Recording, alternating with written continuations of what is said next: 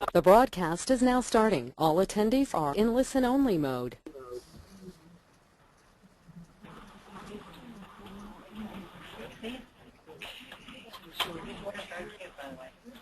Great. A little picture or something later. Okay.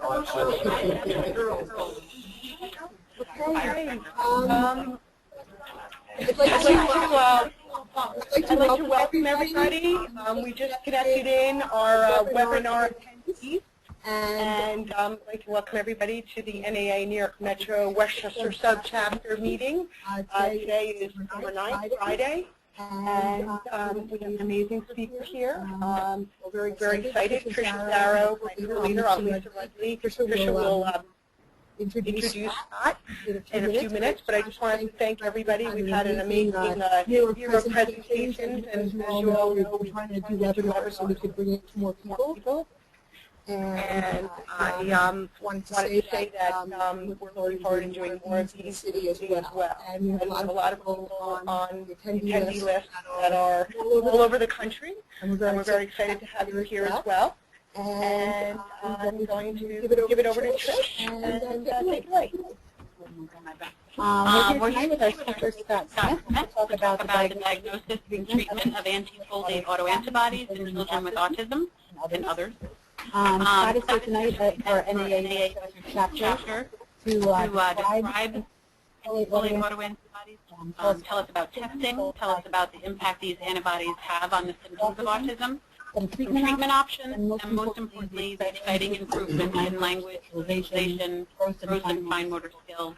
Scott's been treating children with autism spectrum disorders for a while now. He's practicing currently in Edison, New Jersey at the Potential Wellness Center. Which coincidentally, I think, is a great name for the center because that's exactly what he's done for many children, help them reach their full potential. He's knowledgeable, caring, and a fabulous teacher. So grab a pen, closely, and we'll learn together. Thank you, Tricia. Thanks, Lisa. That's a great introduction there. So today we're going to talk about anti-folate antibodies, and in particular, abnormal folate metabolism and autism. The role of methylhydrofolate, which is a bioactive folate, and anti-folate autoantibodies. This is one of the newest topics in autism. I actually presented this just a week ago in Manhattan. It went over very well. A lot of people have a lot of questions. We'll be taking questions at the end of this session. For those in the audience, they can ask live. For those on the webinar, you'll be able to send in your questions, and we'll try to get to as many as we can at the end. So again, my name is Scott Smith. I work at the Full Potential Wellness Center. We just recently moved. We were in Edison, New Jersey. Now we're 1 mile up the road in Island, New Jersey. We also have a new phone number. This is all the information. To get updated information, you can go to my website, www.fullpotentialwellnesscenter.com, and get all the latest information. Under the information section there, too, you'll be able to find a few words that I wrote about anti-folate autoantibodies. For quick reference. The echo is gone, right? The echo's gone.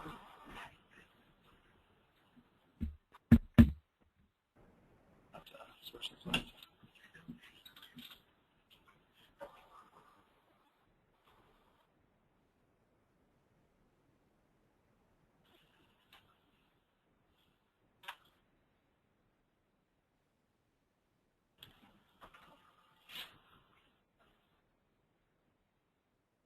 Sorry guys, we're having some technical difficulty with the slides here.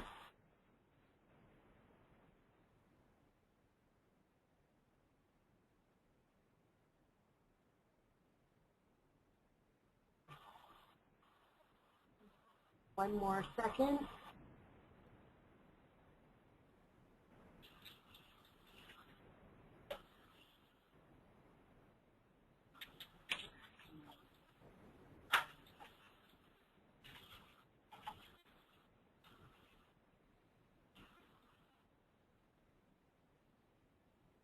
Fantastic. So these are the obligatory disclosures with these treatments and recommendations that we talk about here today. You want to make sure you consult your child's practitioner before you implement any of them. I did receive some funding a few years back to do a research project on hyperbaric oxygen therapy. We have no financial relationship with the hyperbaric company or chamber manufacturers. And at this point in time, all treatment for autism, with the exception of Risperdal and its derivatives, is considered off-label. As was said before, I'm the president of the Full Potential Wellness Center. I've been treating kids with autism spectrum disorders since 2003. I'm also a member of the Scientific Advisory Board for the Pandas Resource Network, contributing author on several studies on autism, and I've done a number of presentations for local and national autism groups, in particular the National Autism Association, who's putting this on today.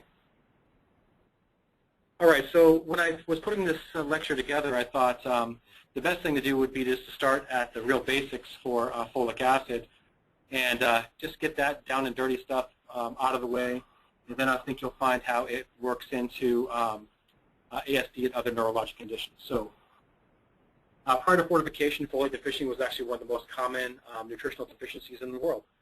It leads to megaloblastic anemia, neurotube defects, and there's also neurologic symptoms that are associated with folic acid deficiency. Weakness, headache, and behavioral changes have all been well documented in the literature. There are several forms of folate. Today we're going to be concentrating on 4 primary forms. The first form is folic acid, which is what you would see in a traditional dietary supplement. Dihydrofolate, which is what you get from eating spinach, egg yolks, natural form. Then there's 5-formamino, which is folinic, and 5-methyltetrahydrofolate, which is methylfolate. All right, so folic acid, again, it's synthetic. It's not metabolically active. It has to be activated by the human body. It is oxidized, so for the human body to utilize it, it has to remove the oxidative stress from folic acid and absorb that oxidative stress. It's converted to dihydrofolate or dietary folate by an enzyme called dihydrofolate reductase in the GI tract. It's been added to food as fortification. The U.S. government actually laid out its law for fortification in 1996, and it's been quite controversial, actually, since its initiation. Dihydrofolate is the next folate up the chain. This is the folate that you get from eating folate-heavy foods. It's not synthetic. You get it from green leafy vegetables, organ meat, different types of beans, egg yolks, and sunflower seeds. Again, this one's not metabolically active either.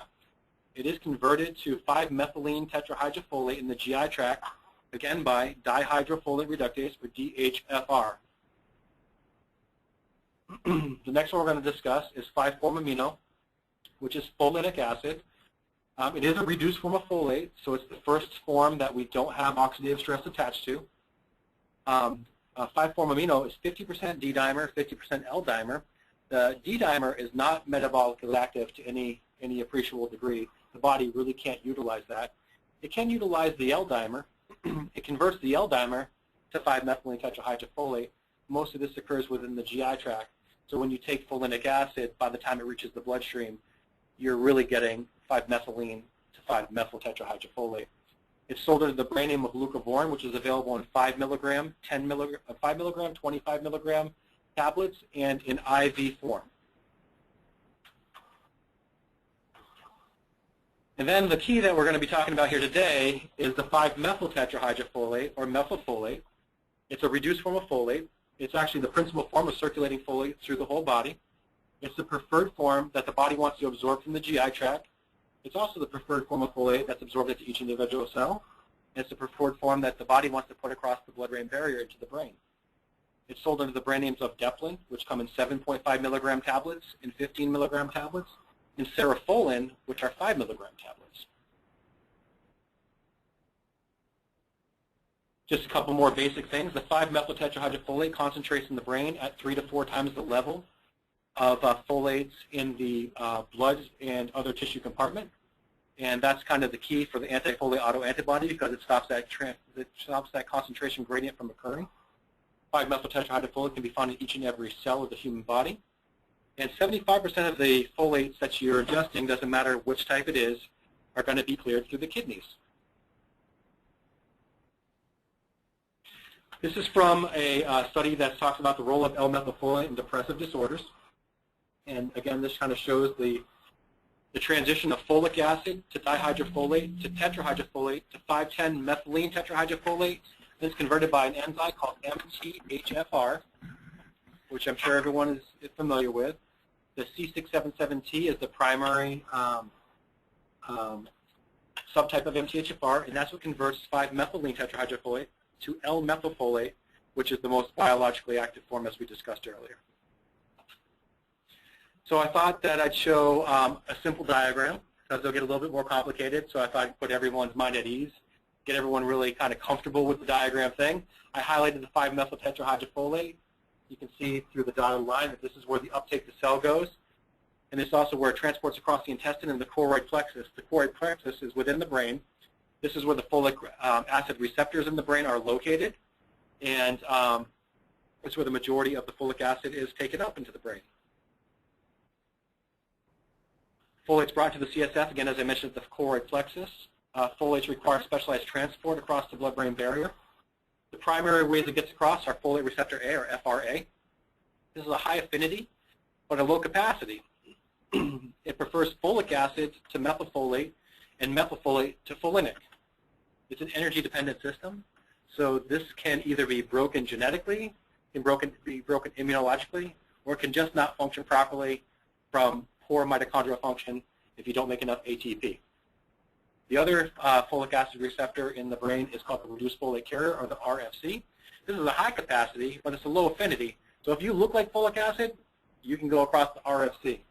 It will take folinic acid and methylfolate in here. Again, there's no real preference. If you look like folate, you're going to get through here. Here's a picture of the choroid plexus. It sits within the ventricles of the brain.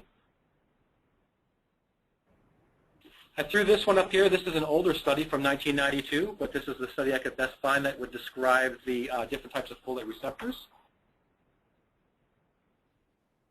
You see to the left-hand side here, this is folate receptor, that would be folate receptor A.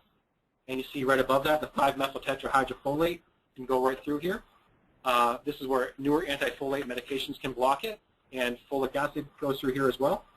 And then to the right-hand side, you see the RFC, or the reduced folate carrier. It kind of takes all the different forms of folic acid, methyl tetrahydrofolate, 5-formamino, and this is where methotrexate does most of its work. This was a study that kind of revolutionized autism that came out in 2006 and really shifted our paradigm. When you start looking at the data, it talks about how folic acid metabolism has been abnormal. We really identified this, several years ago. Here in this study, it states that the reduced folate carrier, the RFC, is present on the membrane of every cell and modulates the delivery of reduced folates into each and every cell. However, children with autism had a significant increase in the frequency of reduced folate carrier genetic abnormalities. If you have a reduced folate carrier genetic abnormality, your rate of developing autism is 2 times higher than the general population.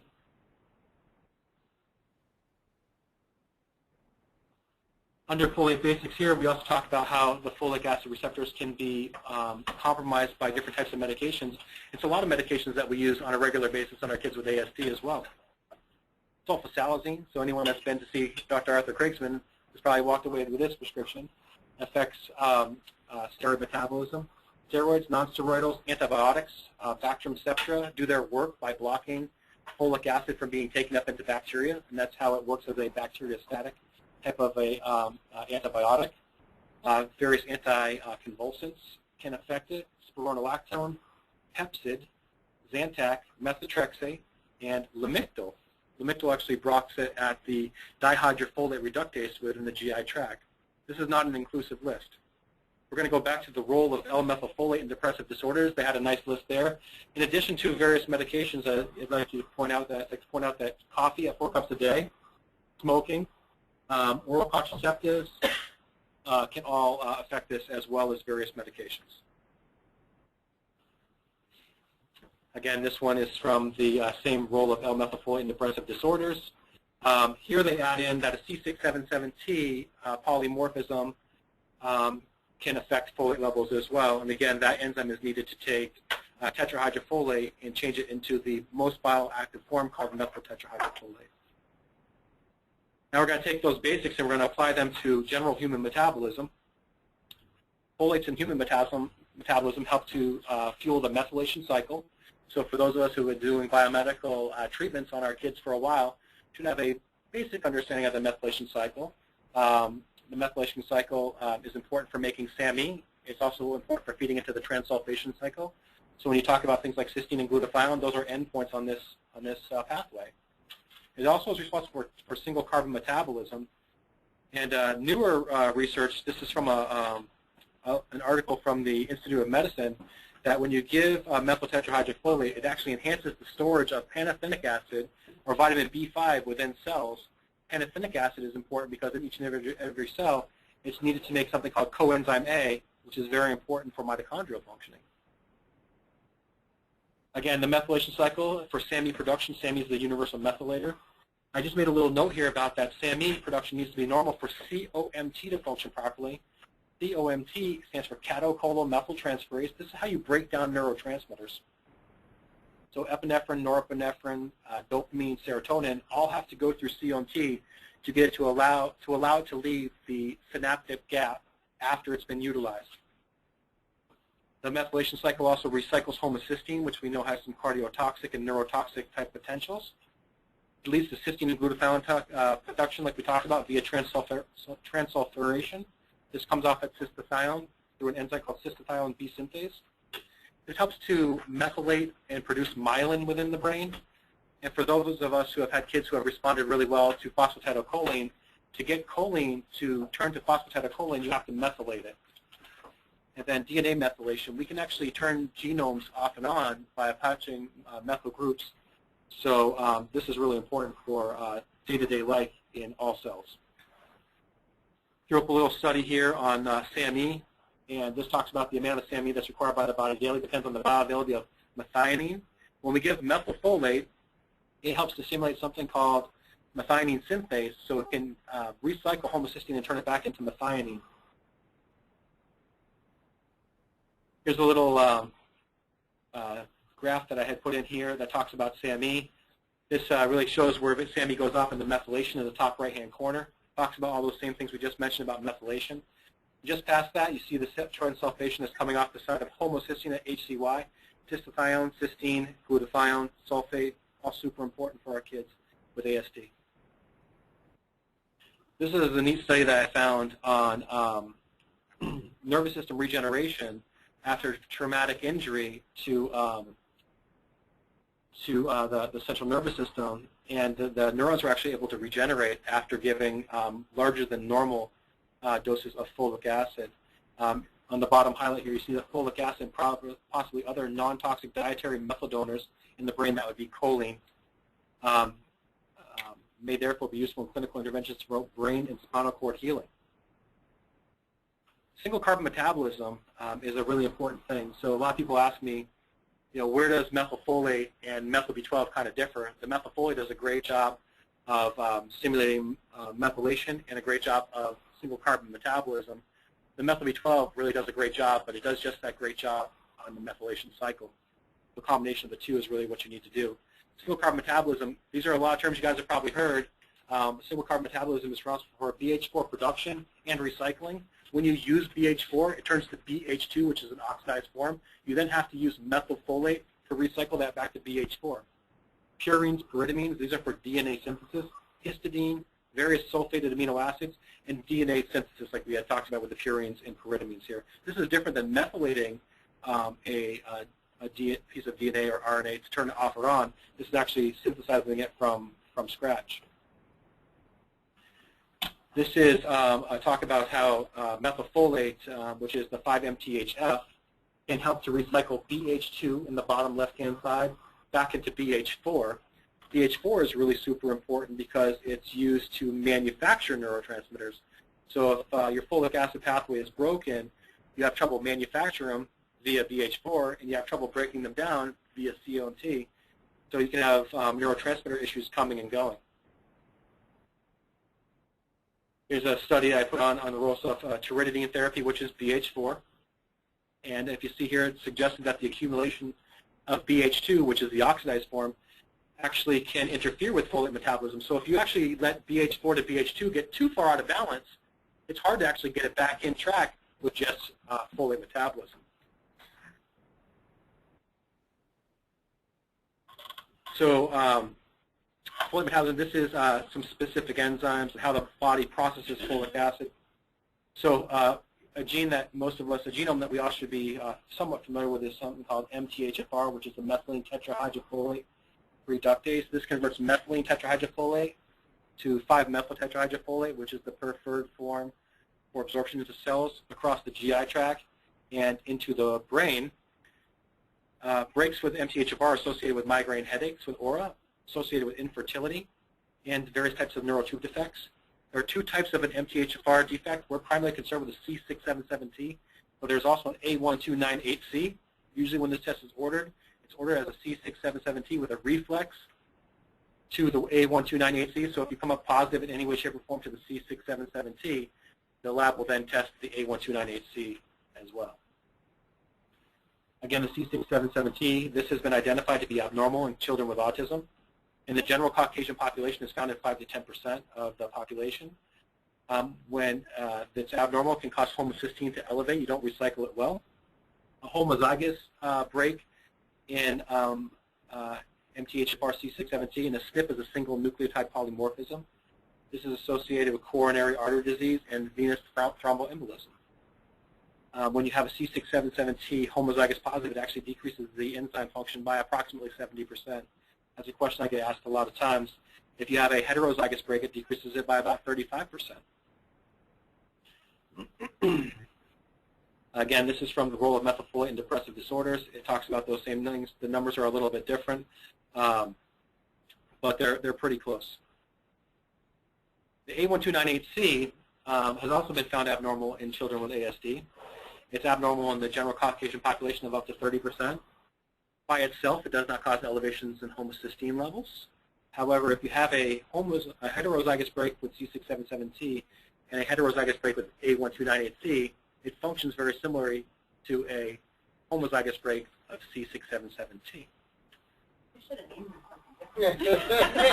I hear you. So this was a study looking at the C677T and if polymorphisms led to increased levels of anxiety and depression. And the conclusion was that they definitely think that it can lead to impaired 1-carbon metabolism and being a potential cause for depressive disorders.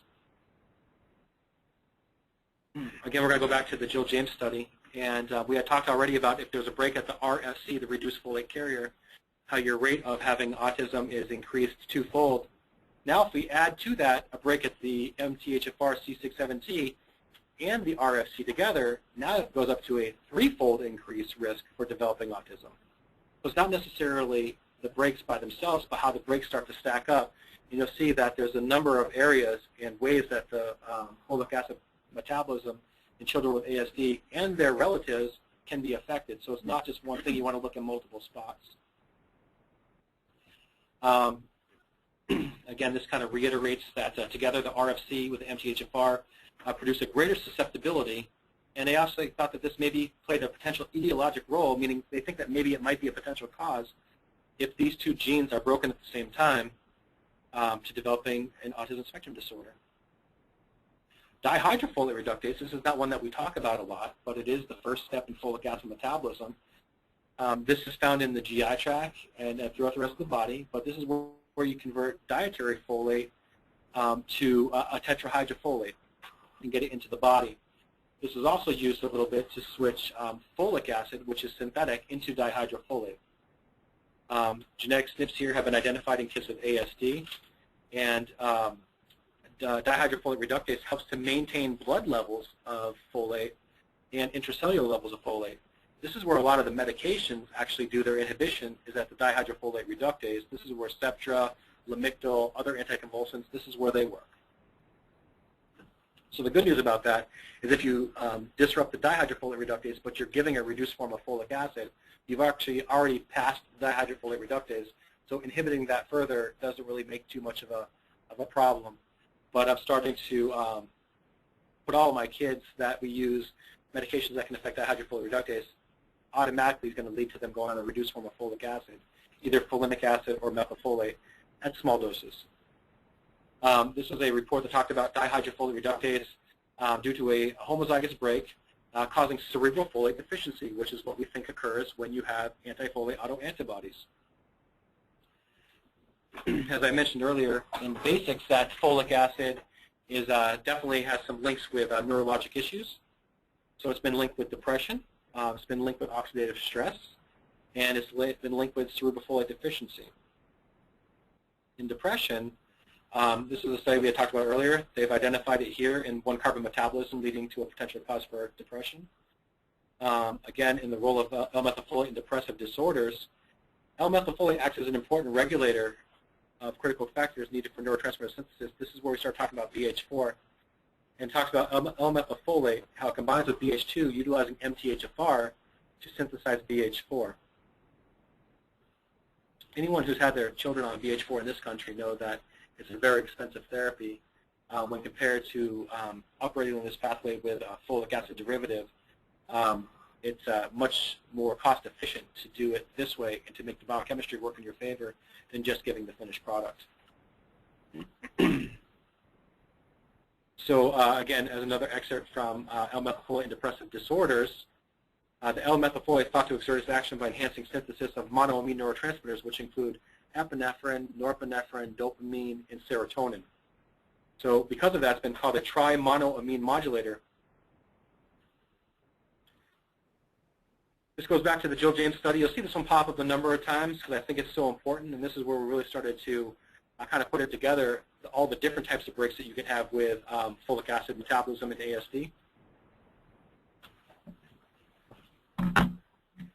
And again, this talks about how we've identified that the reduced folate carrier, catecholmethyltransferase, which is the COMT, and the MTHFR have all been identified in ASD as being higher rates of abnormalities. I just want to interrupt for 1 second. Somebody had lost the connection, but it's back. If folks out in webinar land, I think the best thing to do is to actually dial into the number. It should be on the right part of your screen and follow the instructions. That would be the best way to hear the webinar in case you're having some problems. We're going to take a moment just to see if we've gotten some text in that it's been okay from some. So we'll just take 1 second to see how everybody's doing. Okay, everybody has questions coming in already. Okay, great. All right. Okay.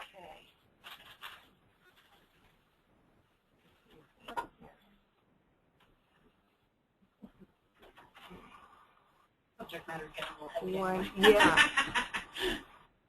They just wanted a break. Okay, great. We're back on. Fantastic.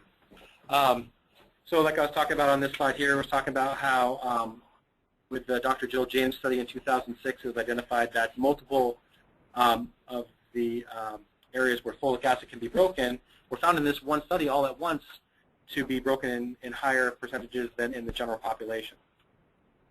This is a newer study that was put out by Dr. Richard Fry that talks about tetrahydrobopterin, which is BH4. And so in his study, he found that children with autism had markers of increased oxidative stress and gives a number of references there. And then talks about how folate is the key metabolite used to reduce this oxidative stress. And again, that's in the form of methylfolate. And depletion of folate can result in a decreased level of BH4 via the recycling pathway from BH2. Again, this is a study that you saw earlier, and in the box here it talks about central folate deficiency as an additional cause of neurologic deterioration in patients with dihydrofolate reductase deficiency, and giving folinic acid can correct that. Same picture we showed before, methyl tetrahydrofolate can convert BH2 to BH4. In the last study that I talked about using folinic acid, as we talked about, MTHFR converts folinic acid to methylfolate at a very high percentage. It's almost 80%. So when you're giving folinic acid, really the end product is methylfolate anyways. Now, cerebrofolate deficiency, like I had mentioned at the beginning of the talk, this is one of the newer areas that we're dealing with ASD. Cerebrofolate deficiency is in its relative infancy stage. It's probably been around less than a decade, became associated with autism within the last few years. Anti-folate autoantibodies were then matched to that with the help of Dr. Quadros and Dr. Raymaker in the last couple of years. This test really became available to us as practitioners earlier this year. So this is hot out of the fire here. So cerebral folate deficiency has a very specific definition. So to meet the criteria for cerebral folate deficiency, you have to have a low level of methyltetrahydrofolate in the central nervous system, but the peripheral folate markers have to be normal. So your serum and red blood cell folate levels have to be abnormal. That doesn't mean if you have low methyltetrahydrofolate in the central nervous system and it's low everywhere else that you don't have a problem, but it's not classic cerebral folate deficiency. Talk about here the identification of methyltetrahydrofolate in the spinal fluid requires a spinal tap. Not a lot of people signing up for that. In a university setting with Dr. Richard Fry, I believe they have obtained almost 30 samples thus far, and they're getting some data available for publication. Most of us, when we identify markers that show that folic acid metabolism is abnormal, we start to treat. To check for the red blood cell levels in the folate levels in the red blood cells or in the serum. This is simple blood testing. You can do this through Quest or LabCorp. It can also be done as a methylation panel that we send off to the Netherlands. Cerebral folate deficiency has been linked with autism and other neurologic conditions. Autism is actually on the more mild end of cerebral folate deficiency. There's a condition called spastic paraplegia, which is more the worst case scenario, which leads to complete deterioration in wheelchair-bound patients. Low levels of folate in the CSF and low serum, like I had mentioned, does not meet the diagnostic criteria for cerebral folate deficiency, but probably represents a more systemic folate dysfunction. This is a study done by Dr. Gordon on cerebral folate deficiency. And in here he talks about the signs and symptoms. And the initial manifestations actually occur pretty early. When I start talking to my families and I do my initial history, for most of the cases, they start talking about how they get the diagnosis somewhere between 18 months and 24 months. But in retrospect, they start seeing some of the signs and symptoms a little bit earlier. And in hindsight, this stuff really makes sense with kids with cerebral folate deficiency. So we see a little bit of agitation, we see GI issues, and we start to see insomnia. And we think that we think that the anti-folate autoantibodies starting to cause the cerebral folate deficiency in most of our kids with ASD is occurring really early in life, maybe even as early as 2 to 4 months old. We do not see the head deceleration in kids with ASD. Other studies have shown that kids with ASD actually have accelerated head growth. We think kids with CFD actually kind of meet in the middle, and they actually ends up being normal. Again, this kind of says it here.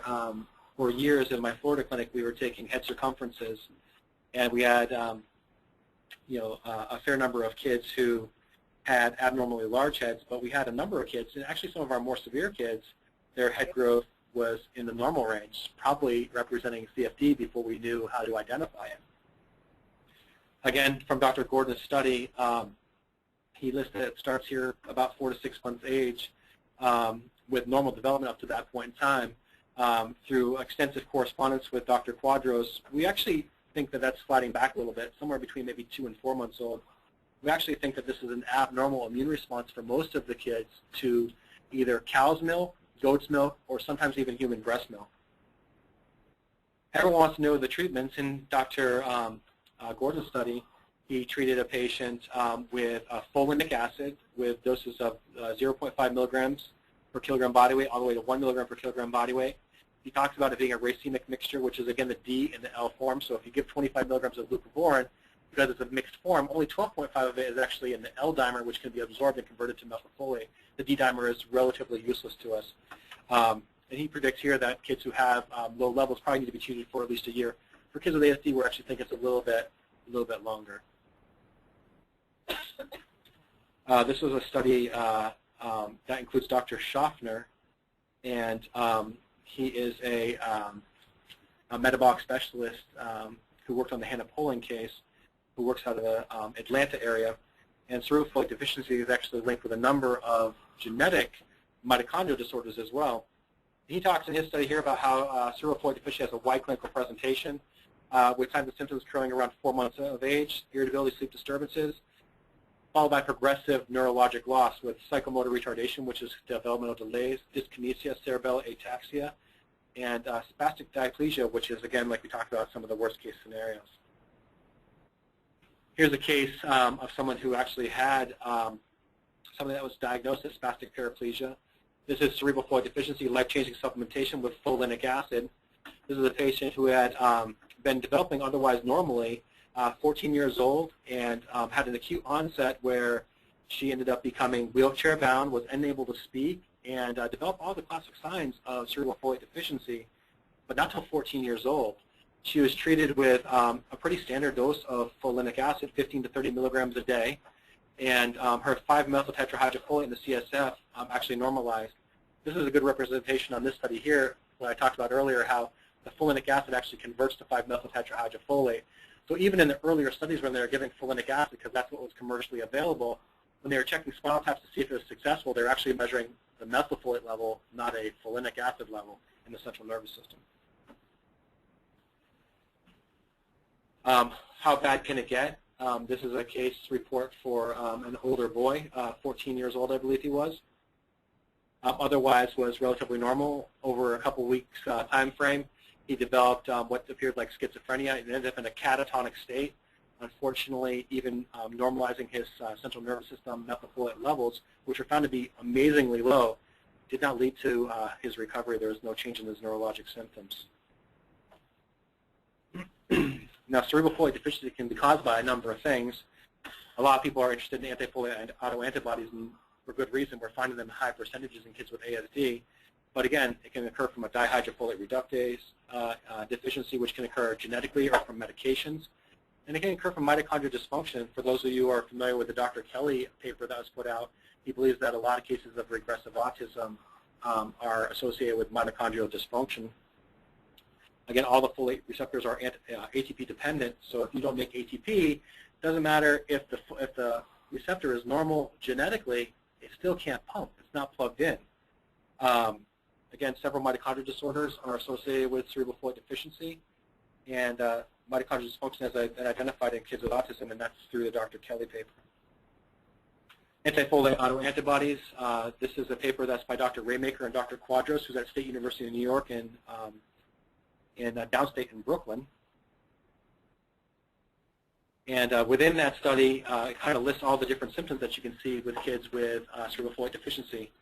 And I put 2 lines here. This was not part of the study, but I put lines at 1-year-old and 2 years old, again, which is where most of the families are saying that they're starting to get concerned with their regression. Because you can see a number of the symptoms actually start to occur before most people say that the regression actually occurred.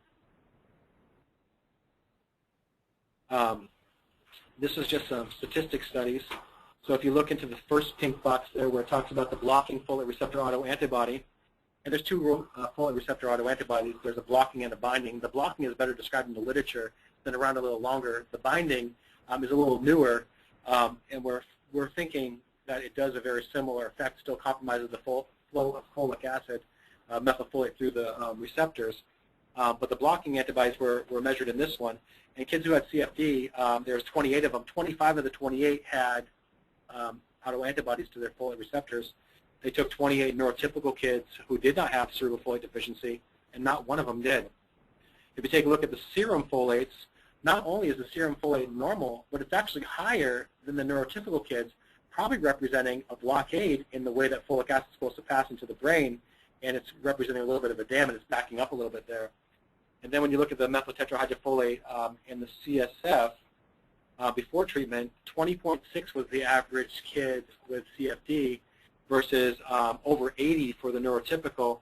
Even with treatment, the methylfolate in the central nervous system got up to 73.3, so it never quite reached the mean of the neurotypical kids, but at least it brought it within the reference range of normal for methylfolate in the central nervous system.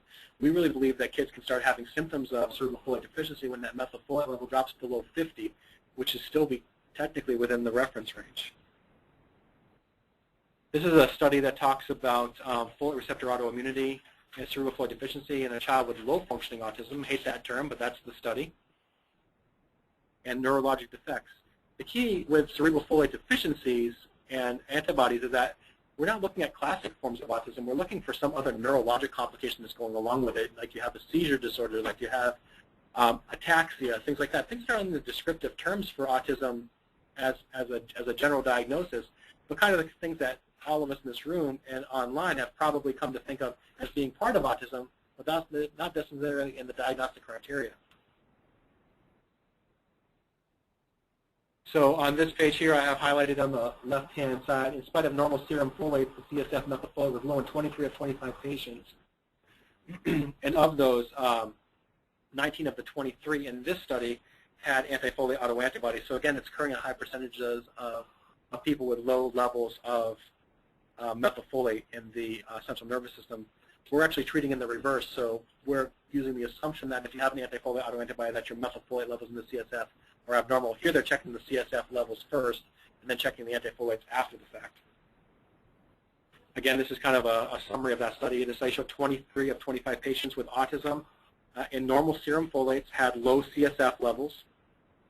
And then 23 that had the low CSF, 19 had positive blocking antibodies.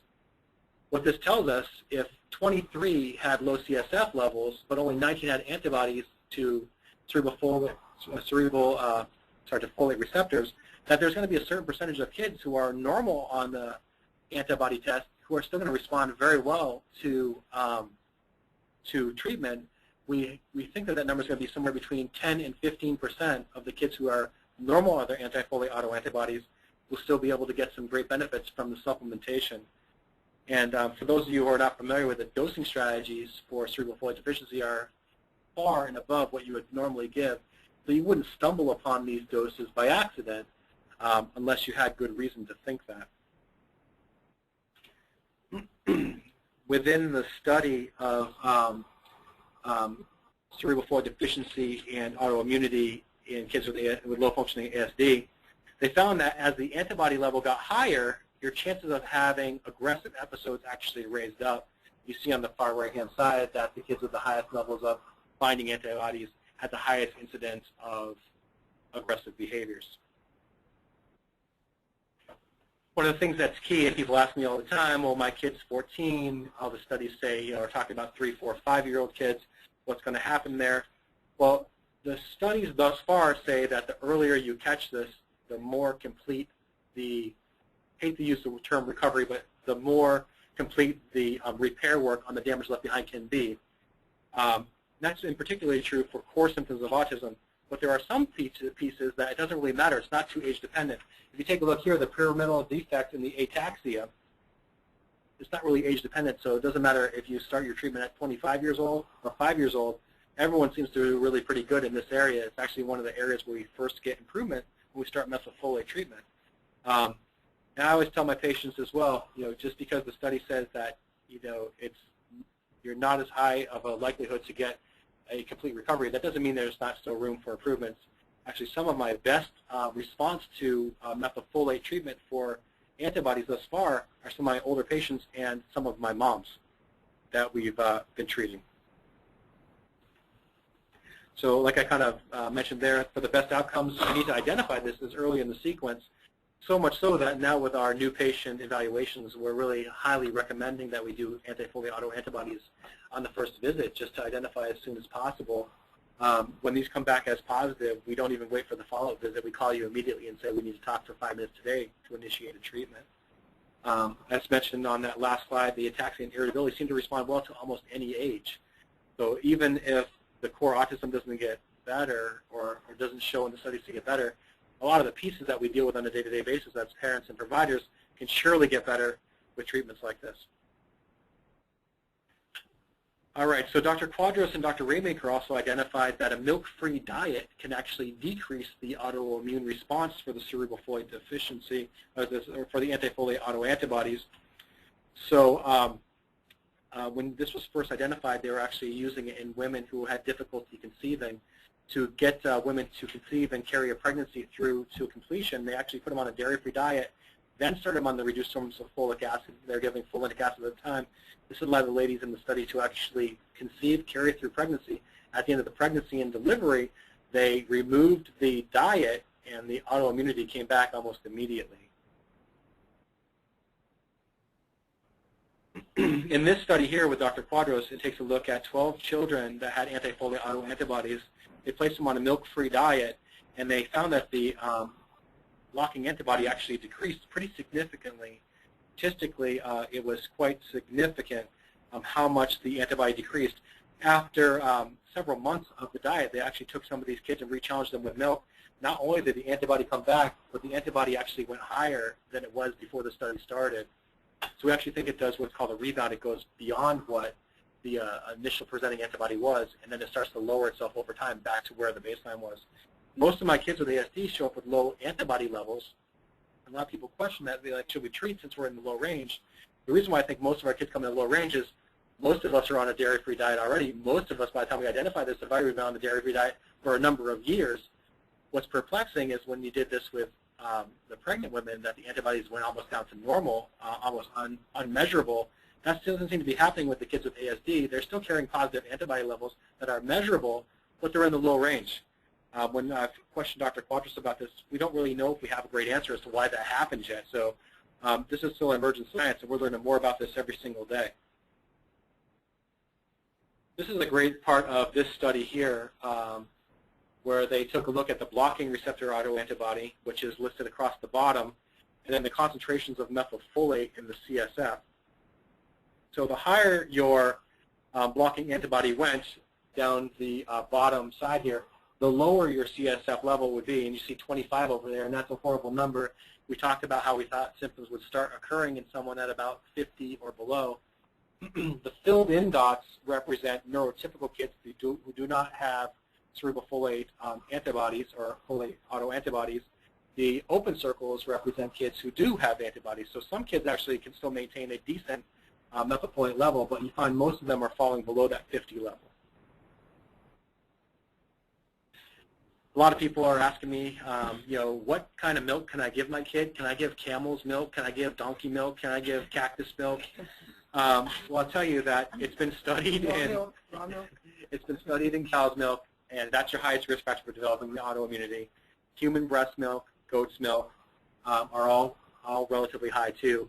We haven't studied beyond that. My recommendations at this point in time is any milk coming from a mammal is suspect until someone actually puts it under the microscope and can identify whether or not there's an autoantibody potential there or not. So don't ask me about any other animals. All right, so most of our patients are tested in low rates like we had talked about. This does not mean that the CSF folate levels are not affected. If we go back to this slide here, even kids who are under 1, some of them were well below the 25 as identified by the open circles.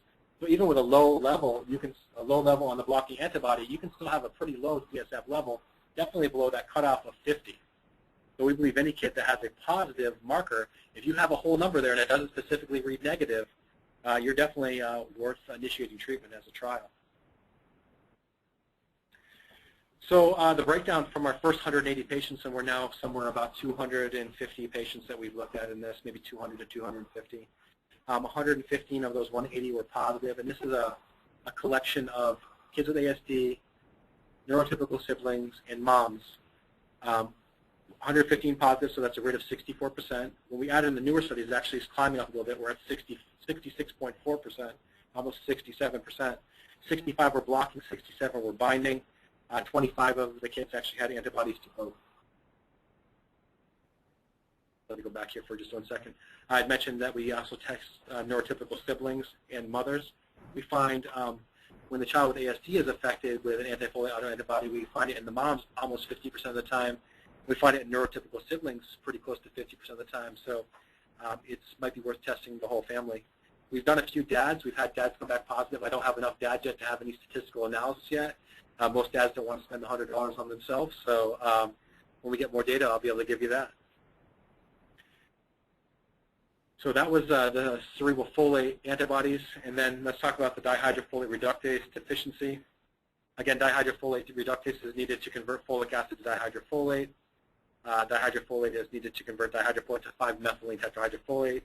And then dihydrofolate is blocked by a number of medications, including methotrexate, which is not a lot of our kids are on, but Lamictal, which is a relatively common medication for our kids.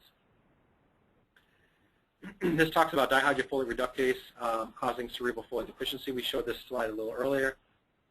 And that's just to say that dihydrofolate reductase can definitely cause decrease in cerebral folate levels. Now, mitochondria.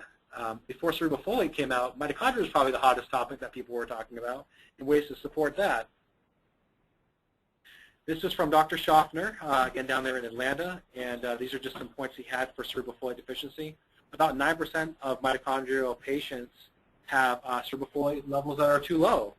And of 346 patients with mitochondrial disease, 32 of them had MTHF values less than 50. And again, 50 is kind of the cutoff, even though it technically is within the normal reference range. If you have antibodies, mitochondrial disease, under 50 is probably leading to symptoms. The next paragraph down talks about some of the specific mitochondrial dysfunctions which occur. I like to pay particular attention to autistic features and seizures. There is a type of seizure out there called a folinic acid responsive seizure. These used to be called B6 responsive seizures, but now we call them folinic acid responsive seizures. These are multifocal seizures that do not respond well to traditional anti-seizure medications, but respond very well to reduced forms of folic acid, methylfolate, and folinic acid. This is the Dr. Kelly paper that I mentioned earlier. And in here he talks about mitochondrial complex 1 is a common cause of regressive autism. This is not complex 1 disorders where we need to get a muscle biopsy, but this is kids whose complex 1 actually gets damaged after birth from either a virus, oxidative stress, a toxic exposure. So born with normal mitochondria get damaged along the way. And Dr. Kelly at Kennedy Krieger believes that this is a common cause for kids who regress. All right, so the identification and treatment of folic acid abnormalities in kids with ASD. So it's in your best interest to really try to find somebody who's relatively knowledgeable about this. You don't want to be kind of fumbling your way through, because time is of the essence. You want someone who can order the right tests in the right sequence and be able to give you good information from the data collected.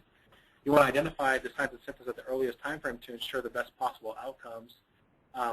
Because of testing some of our kids with ASD, we've actually been able to help some moms who are currently pregnant, who we found were positive for the antibody, and help a lot of neurotypical siblings who are still under the age of 2 and still in that period of vulnerability. We've been able to give them one extra level of protection to try to help them from developing abnormal neurologic symptoms. And then you want to make sure you're picking the most appropriate test. Just because a bunch of tests are out there doesn't mean everyone needs to do every single test. Once you identify the abnormalities, you don't need to keep repeating different tests in different areas. So it can be much more cost efficient than some people are doing this. You don't have to do like birdshot and get every test all at once. So areas of concern. So if you have a child with autism spectrum or other potentially neurologic conditions, including ADD, in the talk in Manhattan, I had a chance to talk with Dr. Sadiq. She is the head of developmental pediatrics at Israel, who uses high doses of methylfolate to treat kids with ADD, and claims she is getting as good of results, if not better, than giving kids stimulant medication. We also look for kids who had early intolerance of milk-based products. A lot of our kids had, early onset colic, GI issues, projectile vomiting, trouble sleeping, went through 50 formulas, and just spending thousands of dollars on Neocate or Alimentum. Those are the kids who should come to mind first. You should be cutting the line. You shouldn't be getting flu shots. You should be getting anti-folate autoantibody and folic acid receptor testing. And for kids with signs of mitochondrial dysfunctioning, if you suspect mitochondria as an issue, then this should be part of your workup. You want to pick the appropriate testing like I talked about before. We can test anti-folate autoantibody testing. In the grand scheme of autism, for those of you who do biomedical treatments, this test costs $100. I can't drive by a Whole Foods without $200 falling out of my wallet, so I could have done this test on 2 family members without stopping my car at a Whole Foods. MTHFR is one that's worth testing. I don't test it a lot because the statistics are so strong that by assumptions we think that kids have MTHFRs. But if you really want to identify, especially if you find that the serum or folate levels, serum or red blood cell levels of folic acid are also low, then MTHFR would come into play, and that's when it's worth getting that genomic testing. Mitochondrial testing, the basic mitochondrial workup for my kids are ammonia, lactic acid, fasting amino acid profile, and a carnitine level. If we think a kid has mitochondrial dysfunction and it's not extrapolated from those tests, there are some additional testing that we can do that's a little bit more complex. But most of the kids who are pretty obvious show up hot on one of those numbers. And for those who are daring and really want to follow perfect science, there's spinal taps available. We can test the spinal fluid for 5-MTHF at Baylor. Again, not a horribly priced test. I believe that test is about $125. It costs more to ship it to Baylor than it costs to do the test, because that has to be shipped overnight, so it's about $100 to ship it and only $125 to test it. So if we find the anti-folate autoantibodies are positive, if you're not already on a dairy-free diet, that's the first intervention because you're fueling additional antibodies being made every minute when you're on dairy. And then the next step would be remove all folic acid. Because folic acid has a binding affinity for folate receptor A, if you have a partially blocked receptor, folic acid is much bigger. It can actually further damage and worsen the availability of methylfolate through that pump. So giving folic acid should be stopped immediately. So you want to check all of your multivitamins. You want to check all of your other supplementations for folic acid. I haven't recommended at this point in time that people remove foods that are fortified with folic acid. But for kids whose antibodies does start to come down when we recheck them after a few months of treatment, that may be the next course of action. We don't have to take away foods that are high in dihydrofolate because that's not a problem. So eating your foods that are naturally high in folate would be recommended. The next thing we do is we start a reduced form of folate, either 5-methyltetrahydrofolate or folinic acid. For those of you who know me, I prefer the 5-methyltetrahydrofolate. It bypasses more of the abnormalities in the biochemistry, so it's a more complete product. It's not going to get caught up anywhere. It can be used as is. I start with the doses being low. If you give methylfolate too quick, we get some irritability and we get some hyperactivity. And that's for good reason. You could be stimulating neurotransmitter production that these children have not seen in years, and you're facilitating the breakdown of neurotransmitters, which you're probably already doing with pharmaceutical agents, so you're double enhancing that. For kids who are difficult to respond, you can consider steroids, low doses of steroids. Anti-folate autoantibodies, as mentioned right in the title, it's an autoimmune disease, so autoimmune diseases are inflammatory. This is an inflammatory response which is occurring right on the blood-brain barrier. We know that things like PANDAS and even with the ASD, that we think the kids have hyperpermeability of the blood-brain barrier. I know Dr. Theorides was here just a few months ago, and I'm sure he talked about that like crazy. Here we have an autoimmune reaction which actually has been identified on the blood-brain barrier. We can't help but think that as you modulate this, that the blood-brain barrier is going to regain some of its integrity and become less permeable. If you can fix the blood-brain barrier for a kid with PANDAS, if strep autoantibodies can't get through, you can't have PANDAS anymore. It's a requirement to have PANDAS. So we actually see kids with PANDAS become easier to treat as we get the anti-folate autoantibody under control. So we can consider steroids, we can consider IVIG, even plasmapheresis. When we have kids with ASD and PANDAS who get plasmapheresis, the results are very dramatic. They go well beyond that of just PANDAS alone. Problems with IVIG and PANDAS is IVIG and PEX is that it's very expensive. Not a lot of places do it. Insurance doesn't cover it very well, so it's not very practical. That's why they're up here with question marks. So in the future, perhaps studies will identify this. This will be a plausible way to attack low levels of folate in the central nervous system, allow us to get the levels to rise up faster by helping remediate the autoimmune reaction. I know this gets kind of small here, and this is directly from my website. So if you go to the fullpotentialwellnesscenter.com and look under information, you'll see I have information there on mitochondrial dysfunction. A lot of people talk about something called a mitochondrial cocktail. So I have it broken down into two different pieces. So the top half here, the carnitine, CoQ10, pantothenic acid, riboflavin, vitamin E, vitamin C, those are mainstays to mitochondrial cocktails. Ribose, creatine, ALA, magnesium, other antioxidants, even folinic acid, those are secondary things. So if you find that there's some abnormalities with your mitochondria, anything on this list is a possibility that your treating provider may recommend, usually starting with the things on the top, and as things progress and it's well tolerated, then going down to the things on the bottom. The treatment for the 5-MTHFR, when you have a C677T, whether it's heterozygous or homozygous, there's really only one treatment. The treatment is to start methylfolate. At that point in time, you bypass the biochemistry, and so at that time, MTHFR could be completely null and void.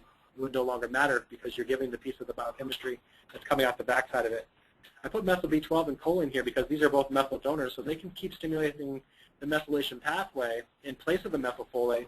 But again, like I talked about earlier, it doesn't stimulate the tetrahydrofolate or the one-carbon metabolism. So using a combination of these products probably gives you the best results. Other treatments for kids with low levels of folic acid in the central nervous system or the periphery. And we can assume that kids who have low levels in the periphery also can't maintain their levels in the central nervous system because, again, it requires a concentration gradient for absorption. So if you've corrected the pumps, so to say, and you're getting the folic acid through the blood-brain barrier into the brain at high enough concentrations, but you're still not seeing the results you'd like, because our kids have so many other problems, including their GI tract and digestion of proteins in particular, adding in the precursor amino acids definitely makes some sense. So 5-HTP, precursor to serotonin, L-tyrosine, precursor to dopamine and norepinephrine, and L-methionine is a precursor to SAMe. But sometimes getting small doses of those can help to make the neurotransmitters that can then get processed through your newfound folic acid pathway in the brain.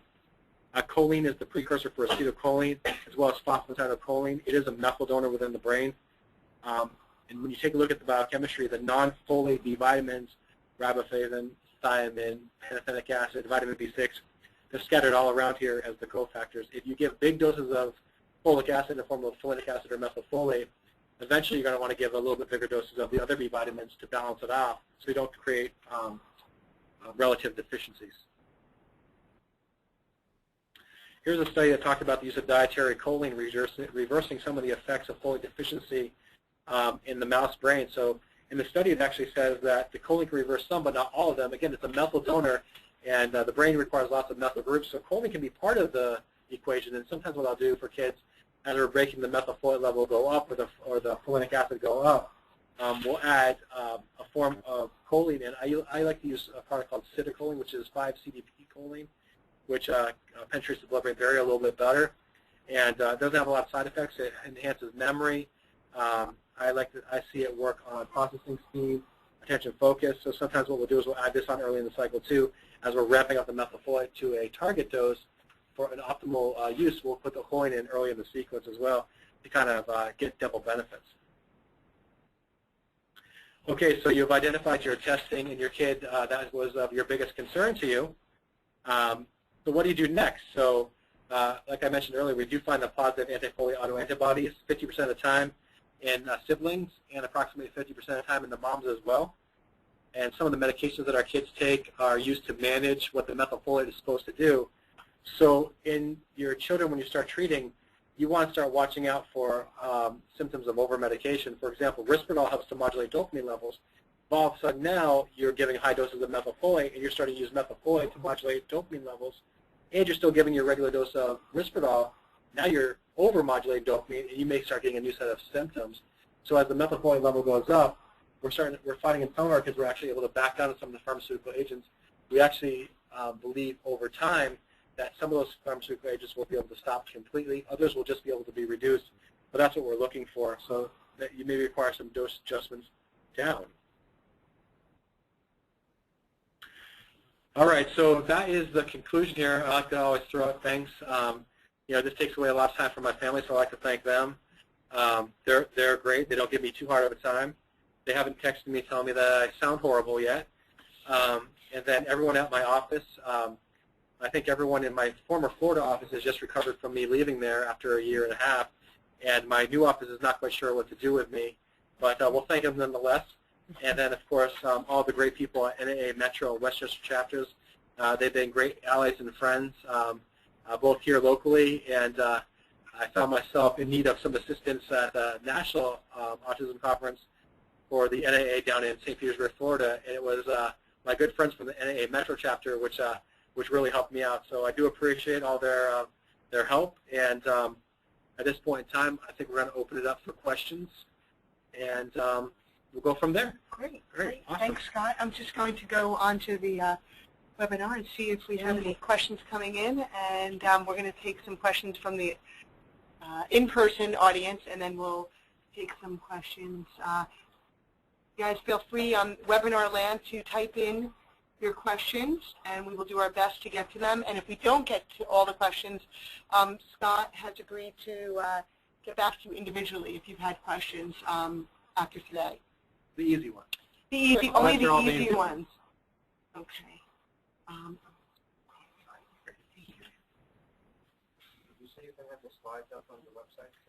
Yeah, I can either put the slides up there, or I'm happy to send them to Tricia, and then you can put them on your site. And the good news is actually we are recording this webinar and the slides, and that will be up on the NAA New York Metro Chapter website as well. So the slides and your audio will be up there shortly. That's perfect.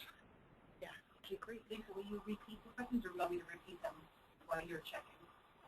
Scott, well, everybody can ask the question, and Scott, you could just repeat the questions. Sounds great. As they come in. So we'll open it up. Yes, ma'am. I started my son on clinic and 5-methyl. We're still at very low doses, but on slowly. So we had all the stimming and the hyperness, so we kind of kept slow for a while, looked up slowly. And I also noticed he had a rash. Okay. I have also seen on some of the chat groups about talking about this, that they've noticed that their child also broke out a rash. Didn't get to bother him, didn't annoy him, nothing, and it kind of left the that's the pain. Okay, great. What is that? Well, the question was, let me make sure I have all the pieces of it right here. That you started your son on a combination of folinic acid and methylfolate. The Institute of Medicine actually says that the least stimulating form of folic acid to the brain is methylfolate. So the folinic acid might be just a little bit more stimulatory than is the methylfolate. But a couple things come to mind. One of the things in the human body that folic acid is used for is for cellular division. I actually believe that it actually can affect GI pathogens the same way. So if you do have a little bit of dysbiosis going in, and you start to flood it with methylfolate or folinic acid, that you can exacerbate a potential dysbiosis of either yeast or bacteria. We've had that in a few cases. Actually, one of my patients who actually we thought was having a relatively bad reaction to methylfolate, when we obtained the organic acid test from Great Plains Lab, we actually found an arabinose level of over 700, which wasn't there just a few months before we had started treatment. So we probably took a little bit of a yeast overgrowth and exacerbated it. The other part of her question was that a rash developed after you started these products. Again, we can either be looking through something going on in the GI tract, and don't forget that this does help to stimulate detoxification via glutathione and cysteine. So you could be getting a little bit of maybe what's called a detoxification reaction as we start to detoxify the body a little bit better. So I think both of those are two possible things. Are you using supplemental folinic acid in methylfolate, or are you using prescription version? I'm just using over-the-counter. I get it from Peter Cullen's office, and I've been using that. I haven't used prescription. We haven't been tested yet, but something that I'm, considering probably will do. I do think that his yeast levels went up. Yeah. Because he had that cycle laughing. Sure, sure. And I don't think it can cause yeast overgrowth, but if you have a yeast overgrowth, it could put a little bit of a turbocharger on the back of that. Right. So I kind of upped the yeast treatment with, fears and stuff. Okay. But so just to follow up, if I can, is there a certain time frame as far as building up to whatever level is optimal for him? Yeah. Is there a certain time frame that it should be done over 6 months? It should, it's done over a tighter frame? Well, I'll tell you that and the question is how should you titrate the dose up? And again, I primarily use methylfolate, so I'll give you my titrate schedule for methylfolate. So I start kids on 1 milligram or 1,000 microgram capsules. The normal titration is 1 capsule 2 times a day in week 1, 2 capsules twice a day in week 2, 4 capsules twice a day in weeks 3 and 4, and that's the dose you stay at until we talk again. I look for a target dose of 0.5 milligrams per kilogram body weight. If that is close enough to our target dose, we'll stay right there. If we need to go up again, then I switch it to a pharmaceutical agent, and we continue the titration up from there. For kids who don't tolerate that, sometimes we do go back and we'll actually titrate up half of that at a time, where we go 1 capsule once a day for a week, 1 capsule twice a day for a week, and we'll take baby steps and we'll cut it in half. Most of the kids tolerate the 1,000 twice a day, the 2,000 twice a day, going up to 4,000 twice a day, not a problem. But the majority of them do. We have a question from the webinar, folks. Okay, would a dairy-free diet include soy milk in small amounts? Any evidence that soy has similar reactions or actions? Well, I don't think you're going to have a similar reaction from soy. Again, this isn't a peptide reaction like you'd get for dairy for what we've learned about for ASD. It's actually an antibody that's produced. So you're looking at it coming from an animal, from a mammal. So I don't think you're going to have a problem with soy milk, rice milk, coconut milk, cactus milk. If it's not a animal base, I think you're going to be fine. And to break that down even further, pure milk is the worst. Milk ice cream, cheese, you can still, we think you can still do butter as the proteins are removed, and this is a reaction to one of the proteins within milk that we don't believe is casein, by the way. So it's not the same as a casein reaction. But do you, like someone was going to test people after you all the time, do you need to take off of folate supplements or take off of milk before you test, or do you test while you're on whatever you want? So to repeat the question is, should you stop your supplementation and should you pull dairy before you do the testing? So if you're not already dairy-free, I wouldn't pull it until you had confirmation that the tests were abnormal. As far as the dosing of the supplements, once you're on 5-methyl tetrahydrofolate and it starts creeping up there, it does affect the result. So if you're on, say, 800 micrograms once a day or even 800 twice a day, that's pretty reasonable. I wouldn't pull that. If you've already kind of followed on your own this titration schedule, you're up to 4 milligrams 2 times a day of a combination of products, I think that that's going to affect the test results. And if you want to extrapolate the best data, you should remove it. The recommendation for kids to get a spinal tap is that they be off of the methylfolate for at least a month before you test. So when you're on higher doses, because it can affect the level. So you have to pull it for a month before you can get tested? If depending, I'm not for class. it's dose dependent. So again, if you're on a really low dose, if you're on like 800 micrograms of folinic acid twice a day, I would say no. No, we're like 6. 6 milligrams?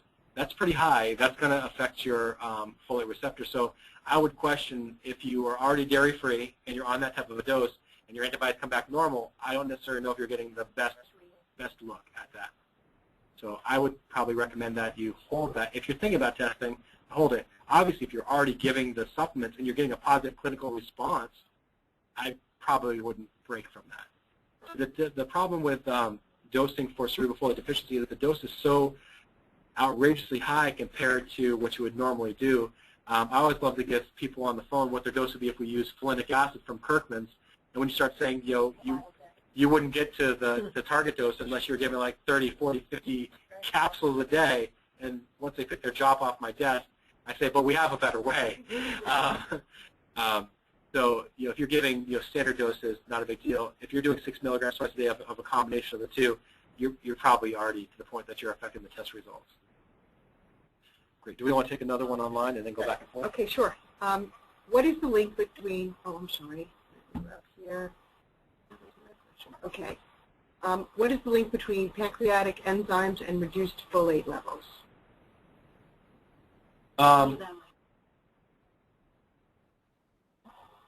Many of these children need pancreatic enzymes to digest protein meals.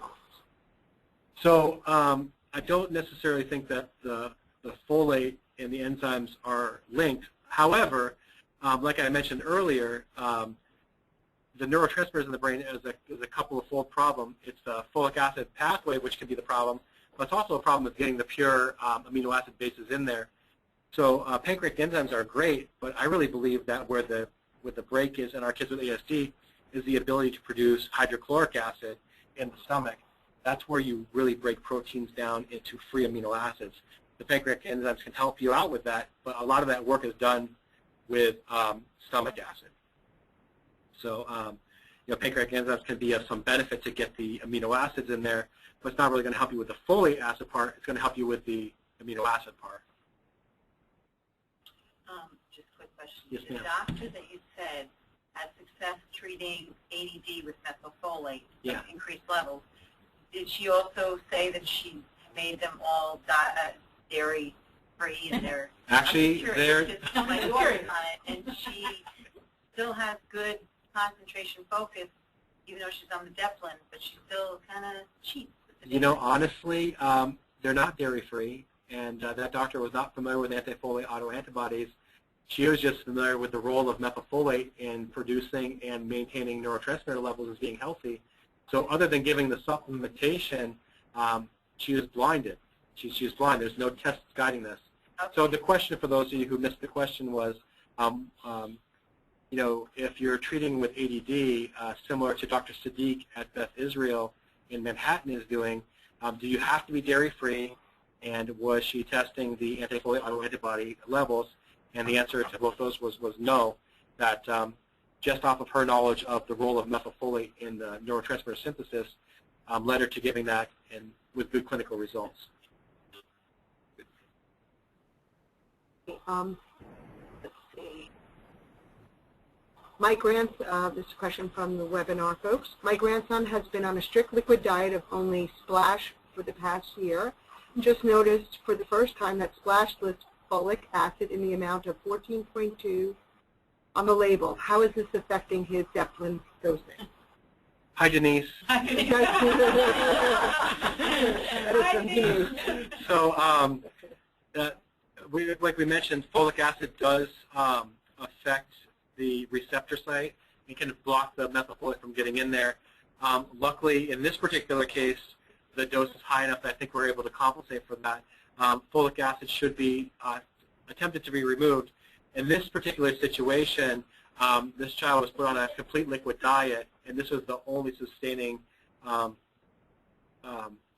agent that they had. So I would recommend continuing our current path and slowly. I was anticipating some questions from Denise. Well, thank you for listening. Again, it's not perfect, but it's necessary right now just because we need to give the Splash as our nutrient. As we slowly titrate back to a normal diet, I do think that the DEPA will actually work a little bit better. Great. Any questions here? Yes, Shara. Okay, you have a really sensitive child with this methylfolate. Is there anything else? If I retry, like, I tried it once. He didn't sleep very well. A lot like what she was saying, high stims, really hyper. But obviously he came back positive for these autoantibodies, and he's a good candidate for this treatment. So what about putting in some mitochondria supplements? Did that help in any way with him handling this new therapy? Or do I have to live in hell? Oh, sorry. All right, so the question is, she's attempted to do methylfolate on her child who is quite sensitive, and what he was unable to tolerate the doses, had a little bit of trouble sleeping. So this would be a great candidate to go in on lower doses, help to augment the methyl donation from giving choline, and Mom is wondering whether or not we should help support mitochondria, and the answer to that is yes, because I happen to know that mitochondria is actually damaged as well in this particular case. So there'll be a way that we can get this in better tolerated. But the key is to start getting it in even at smaller doses, and then we can work our way up into the dose. Can you just put it on the skin? The question is, can we put methylfolate on the skin? That has not been invented yet. I don't really know if anyone who spent time, energy, and money on marketing that would be rich. Probably buy yourself a nice Hyundai in like 30 years, 2011 in 30 years. So I don't know how that's going to work. I know that some people have played around with putting folinic acid in a nasal spray for kids who couldn't get past the GI tract for recurrent dysbiosis. The reports are not back on whether or not that's being well tolerated as of yet. So we've got some interesting ways. You can give leucovorin via IV, so you bypass the GI tract. I also worry about kids, that have a history of dysbiosis. When you give it, that you could, cause some sleep problems from the dysbiosis. Okay. And that may be the case. So perhaps giving a form that bypasses the GI tract in the form of an IV, just to get the process started, may be worthwhile. Okay. There's a question from one of our webinar attendees. For pregnant mothers that tested positive and are being treated with methylfolate, is it known if folate crosses over to the placenta the same way as CF? Is there a risk of overdosing and doing damage? Well, methylfolate does cross the placenta, and folic acid is water soluble, so it's really tough to become toxic. In the initial studies that were done with Dr. Quadros on women who had difficulty conceiving, they actually maintained high levels of folinic acid through the whole pregnancy, and we're talking levels that are very similar to what we talked about for the kids, 0.5 milligrams all the way to 1 milligram per kilogram body weight. I have a number of moms right now who are on high levels of methylfolate. not only is their mind at ease because we're actually treating it, but they're actually saying that the pregnancy is going a little easier. We're finding that some of the symptoms they're having, some of the neurologic complications like the headaches, perhaps they're starting to develop restless leg syndrome, that these symptoms are actually going away. And the pregnancy becomes much easier. I actually have a number of moms. Without fail, if you come into my practice and you're currently pregnant and you have a kid with ASD and we check and your child is positive, all the pregnant moms we've checked so far are positive. I don't know if that's a statistic that we're keeping, but every one of them thus far has actually shown to be pretty high in their autoantibody production and have done well with supplemental treatment. Next question. Yes, ma'am. I was wondering what you were saying before about testing the moms and the neurotypical siblings will also come in now. Two-part question.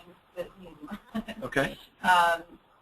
Guaranteed an easy question here. They were neurotypical. They weren't autistic, obviously, the moms or the sis, but did they have any symptoms of any sort? Like, does it cause symptoms of other sorts? Yeah, it can cause a variety of other symptoms. So we can get, touches of depression, anxiety,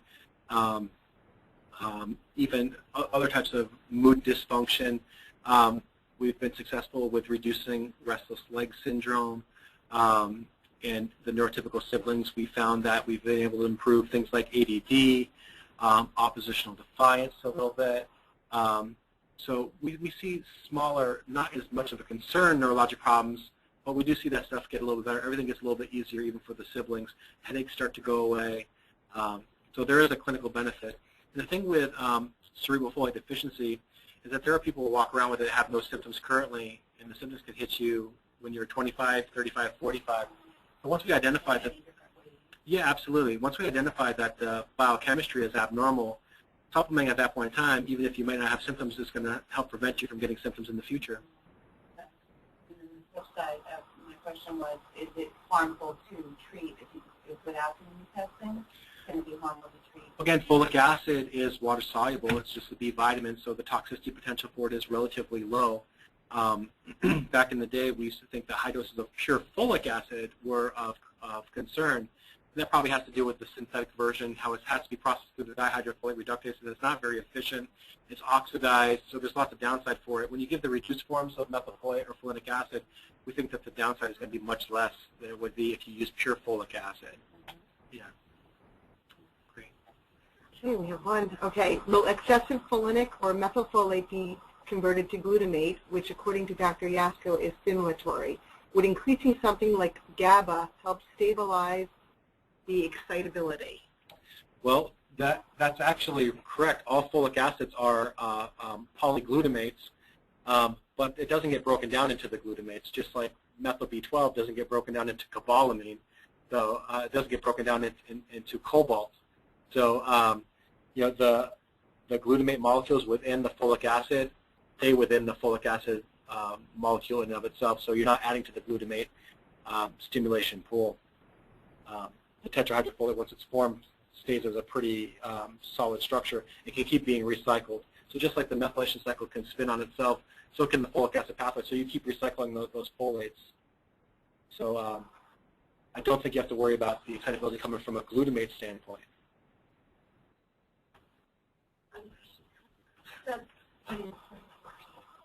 One question tonight. All right, next question. Yes, ma'am. Hi. Hi. About 90% of what you said went over my head, but I'm trying to stay with you. Okay. So I have a 14-year-old daughter who definitely had a history of early milk intolerance and probably mitochondrial dysfunction with her, like chronic fatigue from birth. Okay. A form of celiac disease that attacks her neurologically. And she has the 81298C mutation, as do I. Okay. And just a little bit that I've read on the web from Dr. Amy Yasko, like I think somebody who had done some research for her, related that particular, genetic quirk to increased production of ammonia, and the body's attempt to get that down increased histamine production. So my daughter and I live on a cloud a day. Okay. Because our bodies produce so much histamine on their own. So I don't know, how that plays into all of this. So and one other thing is, okay. The first time I took prednisone for a severe allergy attack, and I lost my sense of smell. About a month later, I had heard that there's a form of methylprednisone. So I'm thinking clearly we have methylation issues. I would say so. So the first question is is there a link between A1298 MTHFR defect and an ammonia elevation? So again, the A1298C does not necessarily lead to homocysteine elevation. The ammonia, according to Amy Yasko, is coming from that CBS mutation, which comes around the backside of homocysteine. So I would think that would be much more plausible with a C677T mutation than it would be with an A1298 mutation, just off of the biochemistry that I understand. So I'm not 100% sure. I haven't heard of that link. But ammonia elevations occur for sure. The histamine portion of your question was you're talking about ammonia leading to excess histamine production. That was the theory. Okay. So histamine overproduction, this probably gets more into what Dr. Theoridis had spoken about a couple months ago. We now know that there's a low-grade mastocytosis that we find in a lot of our patients. Mast cells are where you hold histamine. And when you have mastocytosis, in the process of making too many mast cells, which is what mastocytosis means, they end up being of very poor quality. So mast cells are designed to break open in the presence of a significant allergic stimulus. When they're very poorly made, they could be broken open because the wind blows too hard or because you saw an episode of Seinfeld you liked. They could be breaking open for a number of reasons, releasing that histamine. Histamine in the brain is also stimulatory, adds to the overall stimulatory pool. And so if you have other reasons why you're elevated, which your glutamate is probably elevated if you have an elevated ammonia. Glutamate binds with ammonia with the presence of ATP to make glutamine. One of the ways that we pump excess glutamate and excess ammonia out of the brain. But it's very energy dependent, so if the energy production is not very good, the glutamate tends to pool, the ammonia tends to pool, and there's no way out. So does that answer your question? There's no way out. there's no way out without working that pathway. So your natural exit has been blocked. Amy treats the ammonia with yucca. It worked with my son in 30 days. Yeah. Got the ammonia levels normalized with the yucca. Yeah. And Theoridis is using luteolin on mast cell releases. So ammonia is actually quite inflammatory. It is a nice unstable molecule though, so there are things that can definitely knock it down. So yucca can knock it down, alpha-ketogluteric acid, OKG can knock it down. Lactulose.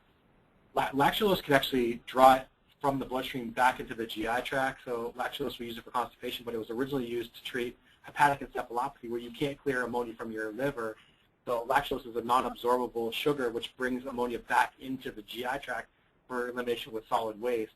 So there's a few ways you can do that. Supporting mitochondria too. So when your mitochondria doesn't work efficiently and you're making too much energy anaerobically, you'll see your ammonia levels start to rise.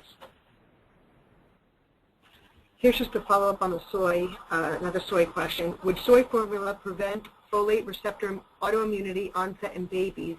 And is there less autism in babies fed soy formula exclusively?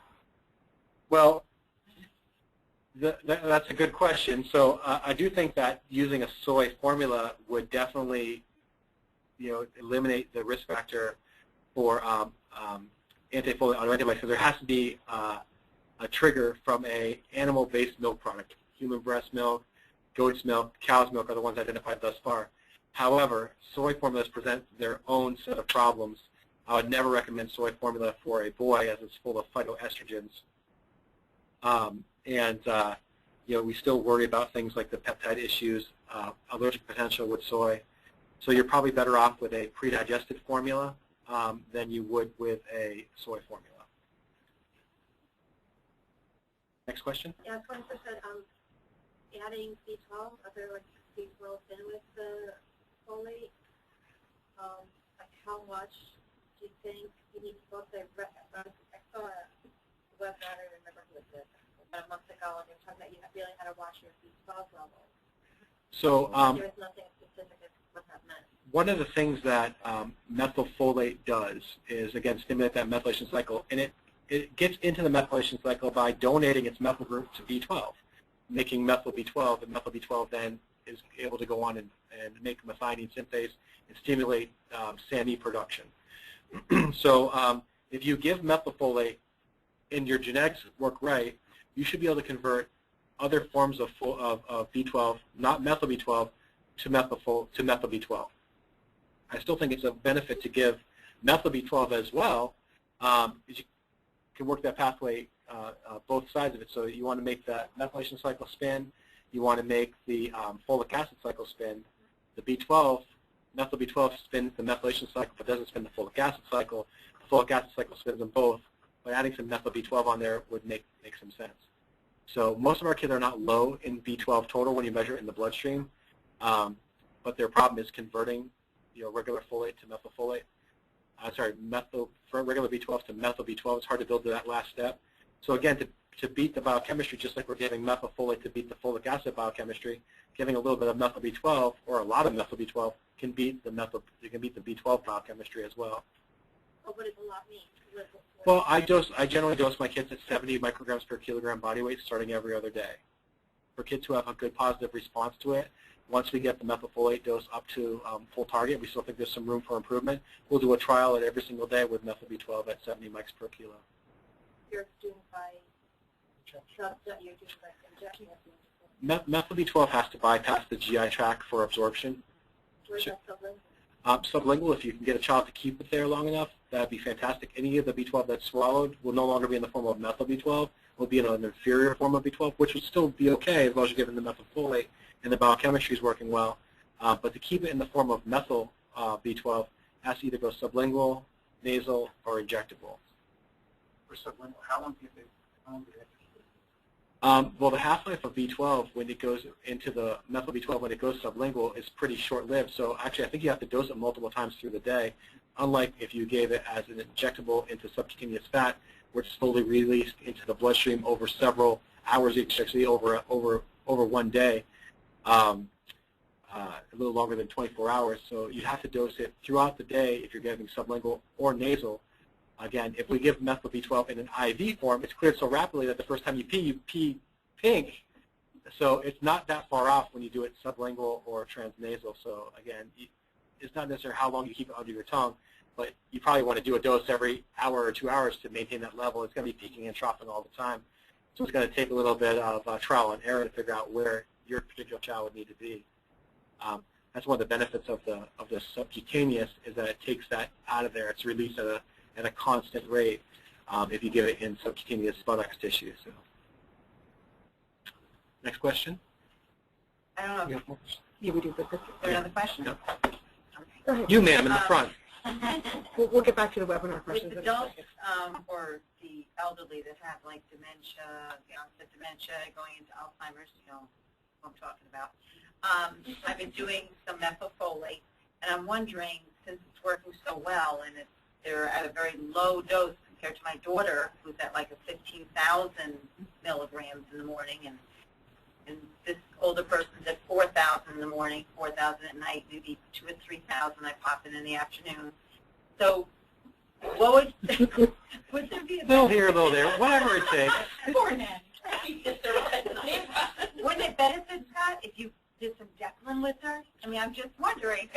Actually, there's some research out there that showed that methylfolate plus choline had a very similar effect to Namenda. To Namenda. I'm doing that. Well, that these could work as good as the Namenda. Well, I'm doing with the Namenda. Well, that's the bonus plan. Okay, so, huh? She's actually not, because she's No, much better. But we've talked about this on the phone a number of times, and I do think that she's primed for raising that dose up. Now, there's not a lot of good literature out there about how you can go, Okay. but we know from using in our kids those particular doses, and we know the doses that are not really high, have, I think the highest I have in a patient right now is 90 milligrams of total a day in an adult with cerebral folate deficiency. So what would happen if I did the Deplin? I'm just curious. Well, I think you would continue to compound on the benefits you've seen from the lower doses. Okay, so it's not, it wouldn't have a bad side effect, in other words. Water soluble, you have to double check her other medication list just to make sure there's no medications that are specifically trying to inhibit the folic acid pathway. As long as it was a go, I don't think that you're going to have too much trouble. And so titrating that dose up over time would be a great idea for her. And I know that she's responded to what we've done with her thus far, and yeah, really well. It's very exciting on where we might be able to take it. Okay. Yeah. I'm just going to piggyback on that question for a second. Yes, ma'am.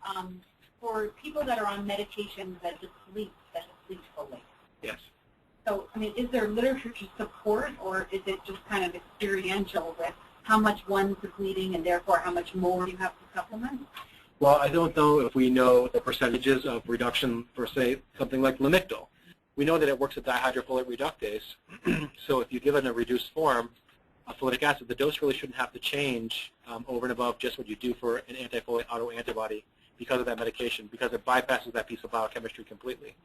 Now, if you're on Lamictal and you're depending on dietary folate from eating spinach or egg yolks or sunflower seeds to get your necessary amount of folic acid into the brain, that's when you're going to have a problem because the dihydrofolate reductase is going to be inhibited to some degree by the Lamictal. But as long as you're doing the treatment with reduced forms, it's not going to change your dosing strategy at all. You don't have to overcompensate because of those medicines. So, yes. Okay, let's take one from online. Okay.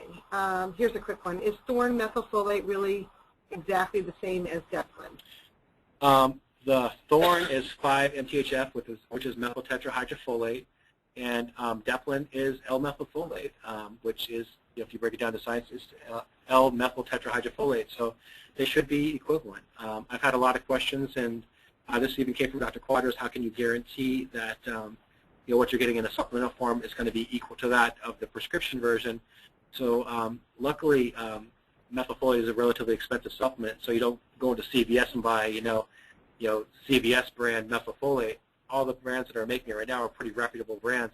Life Extensions, Thorns, Metagenics, all high-quality products, all companies that keep their manufacturing standards up to that of a pharmaceutical grade.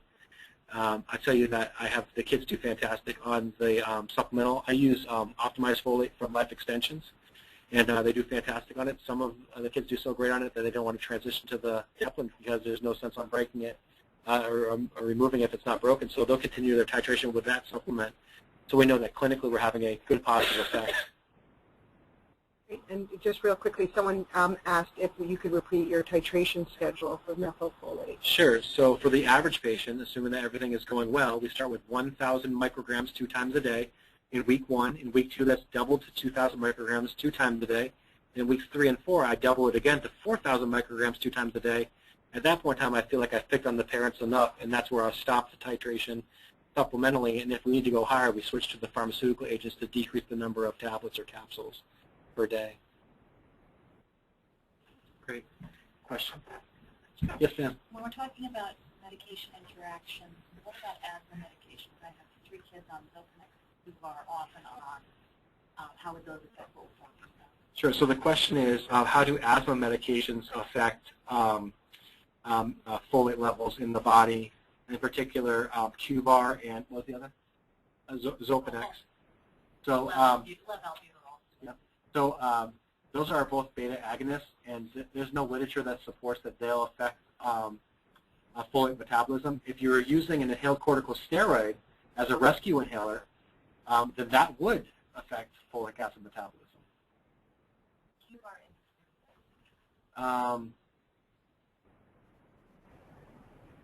Yeah.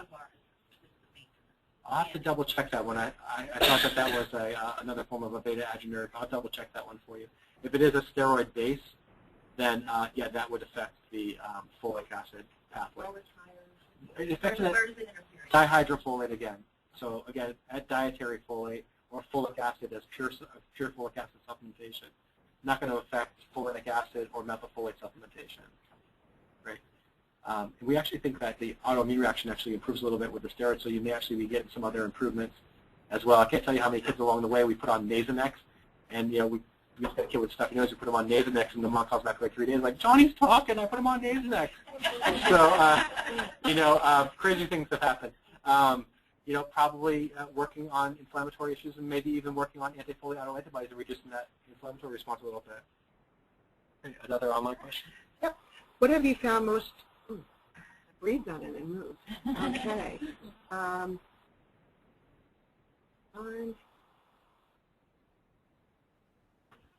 What have you found most effective for low energy in a patient with both anti-folate and antibodies and MTHFR mutation? What have you found effective for low energy? So for low energy, again, we have some patients report that the methylfolate in of itself is a bit stimulatory, but I would start using some amino acid supplementation. I would consider possibly using tyrosine on an empty stomach before breakfast, and perhaps talking with your provider about adding in some carnitine supplementation to support mitochondria. Those should all raise up energy levels. The other thing that methylfolate does, and I didn't mention it in the lecture, but it helps to stimulate the thyroid to make free T3. We did a chart review down in my Florida practice, and we found that about 1 out of every 5 kids had some thyroid dysfunction.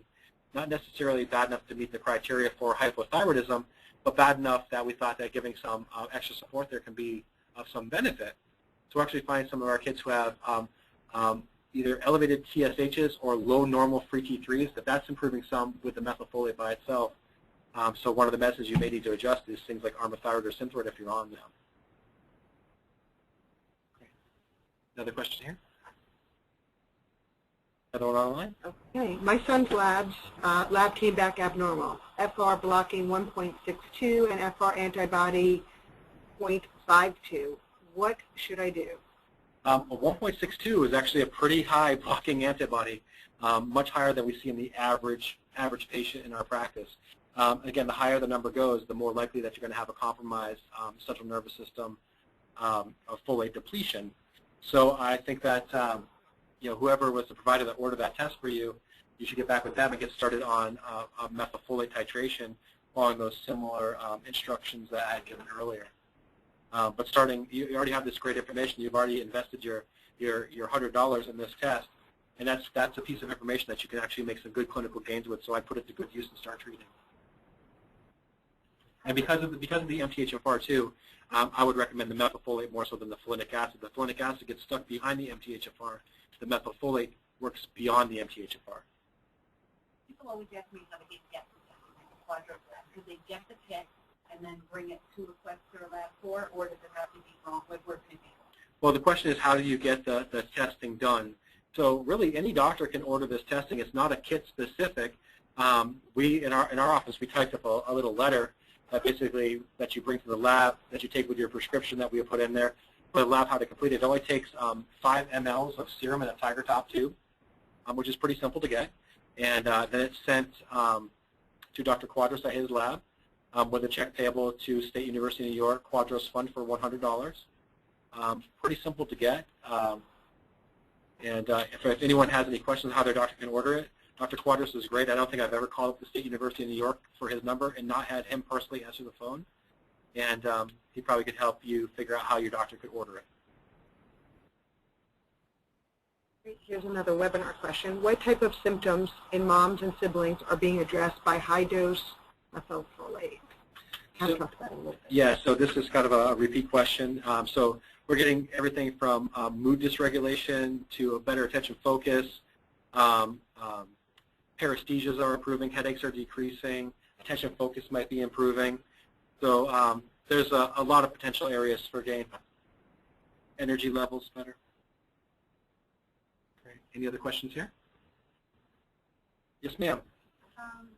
When we started on the initial dose of the folate twice a day, we felt great stop. And then when I added just one more in, it was very very hyper, and twice still continues to do that. Well, when you take it out, back to being really good again. We take out that one extra dose back to the base.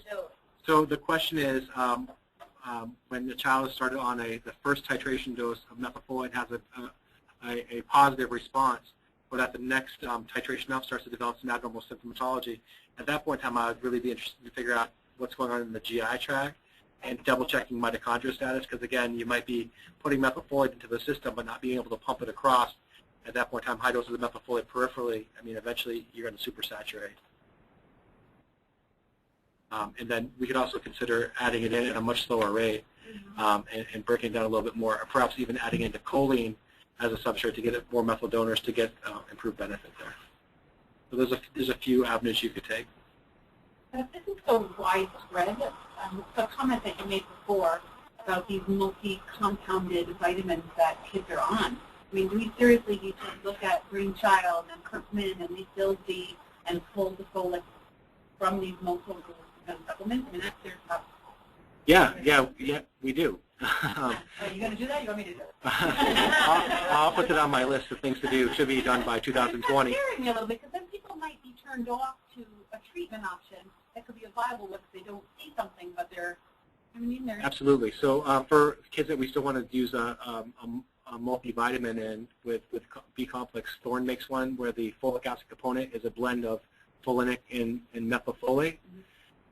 Pure Encapsulations makes one that uses methylfolate, and Douglas Labs, I believe, also makes one.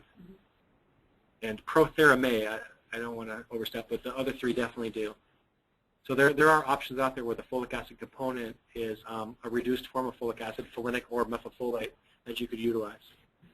What about the prenatal vitamins? Well, actually, well, by law, if you're considered a prenatal vitamin, you have to have at least 800 micrograms of folic acid in there. There's a new prenatal vitamin out there called Nevo, N-E-E-V-O, by the makers of Deplin, that in addition to the 800 micrograms that are required by law, they then add in 1 milligram of methylfolate to try to counterbalance that. So when my pregnant moms show up as positive, the first step we do is switch them to the Nevo from their regular prenatal vitamin and then start the titration of the methylfolate over and above that 1 milligram. There's a lot of controversy, and we do think that moms who have anti-folate autoantibodies positive who take a prenatal vitamin with high dose of folic acid worsen the symptoms and could probably increase their risk factor, we think, increase the risk factor for having a child with developmental delay or other special needs. So we talk all the time about, or at least I used to talk all the time about how the rise in vaccinations corresponded with the increased levels of autism in the United States. If you could also do an overlay there with folic acid being supplemented and folic acid being put into prenatal vitamins, also fits into that same time frame too, early to mid 1990s. So, right where we saw the numbers of cases of autism start to spike, went from 1 in every 10,000 cases to 1 every 250, almost overnight it seems, in the mid 1990s. That's a great question though. So we do caution moms about taking extra levels of folic acid. If you're going to take the prenatal vitamin, make sure you're balancing it off with methylfolate. If you have a C677T, if you have a known anti-folate autoantibody, or you have a kid with anti-folate antibody, you haven't checked yourself yet, you're probably better err on the side of caution. At least give another milligram to counterbalance the folate. I have a question. Yes, my son is hypothyroidism, and you answered that question. And actually, just to follow up, what do you think is coming first? Is the thyroid having the issue, or is it the condition? And two, he's also low in growth hormone, and he's on daily injections of growth hormone. Right. So two great questions. So actually, I think the thyroid problem in most of our kids is downstream. So I think it's damage that occurs as they start to regress. So I don't necessarily think they're born with it. In your case, though, where you have the thyroid issue plus the growth hormone issue, both of them come from the pituitary gland. So that's probably your common denominator. The pituitary is really unique, and it's definitely off topic from what we're talking about here today. But the pituitary gland sits right kind of between your eyes, and it gets blood flow that's similar to the brain, but it's not protected by the blood-brain barrier, so it's very vulnerable to toxic exposure. You know, we had an MRI of the pituitary gland because that was a requirement for insurance before they would allow. Sure. So and it was normal. Yeah. You know, it wasn't diseased or. Yeah, I think that we'll have a physiologic break rather than an anatomic break. I do have a couple of kids who have empty sella syndrome, where their pituitary gland didn't grow within the sella turcica, which is where the pituitary gland is supposed to sit. And I've had a few kids who have had pituitary tumors, which usually leads to excess amounts of growth hormone. But yeah, it's. So are we seeing? So would possibly, and had a lot of the similar symptoms that we talked about in terms of being candidates. You know, treating with the methylfolate, you're seeing a reduction in the hypothyroid symptoms or improvement. Would you think, would that also mean that you could see an improvement in the growth hormone as well? Well, I wouldn't go as far as to say that yet, because we think that the methylfolate is working directly at the thyroid, not within the pituitary gland, which is where the growth hormone and TSH are both stimulated. So I don't know if I would say that this is going to have any role at all on growth hormone production. Thank you. And let's see, we have, okay, here's a question. We are parents of an 8-year-old HFA son and have not done any biomedical treatment so far. What would be our first step to go about finding any anti-folate antibodies in my son's system?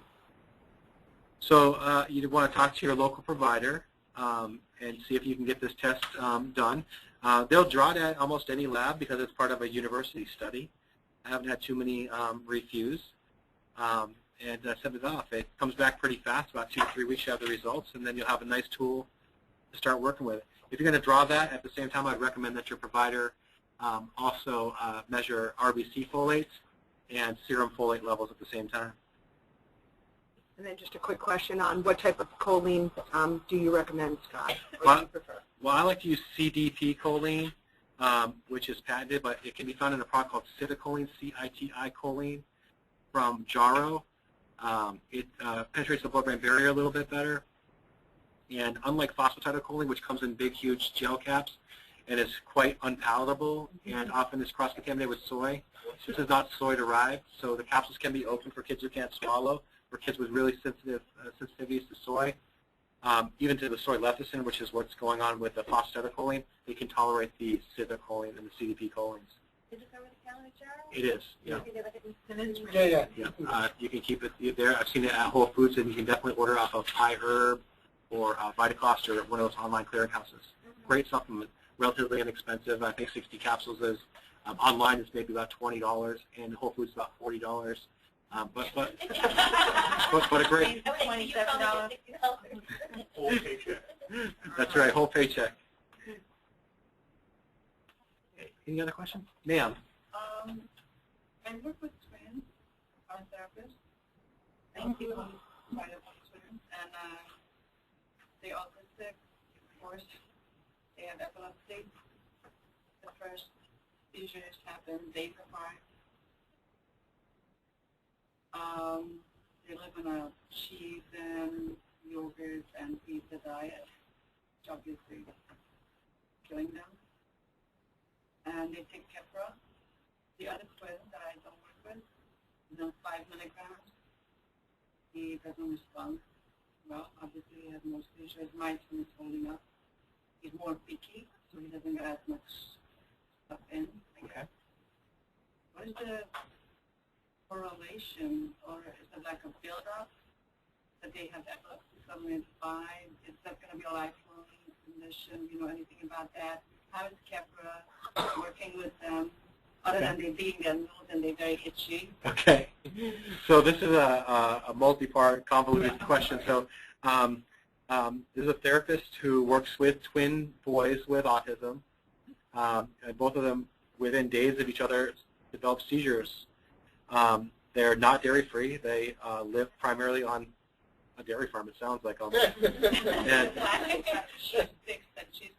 And so they're not dairy-free.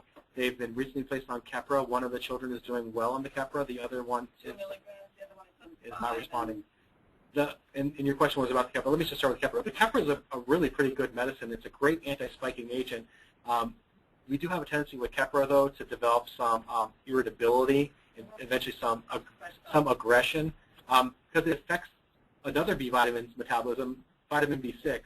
So often if you can give vitamin B6 as a supplement to go along with your Keppra, the Keppra ends up being fantastic. The Keppra actually is probably one of the best anti-spiking agents we have to date. So if you can make Keppra work with B6, you've got a great product there.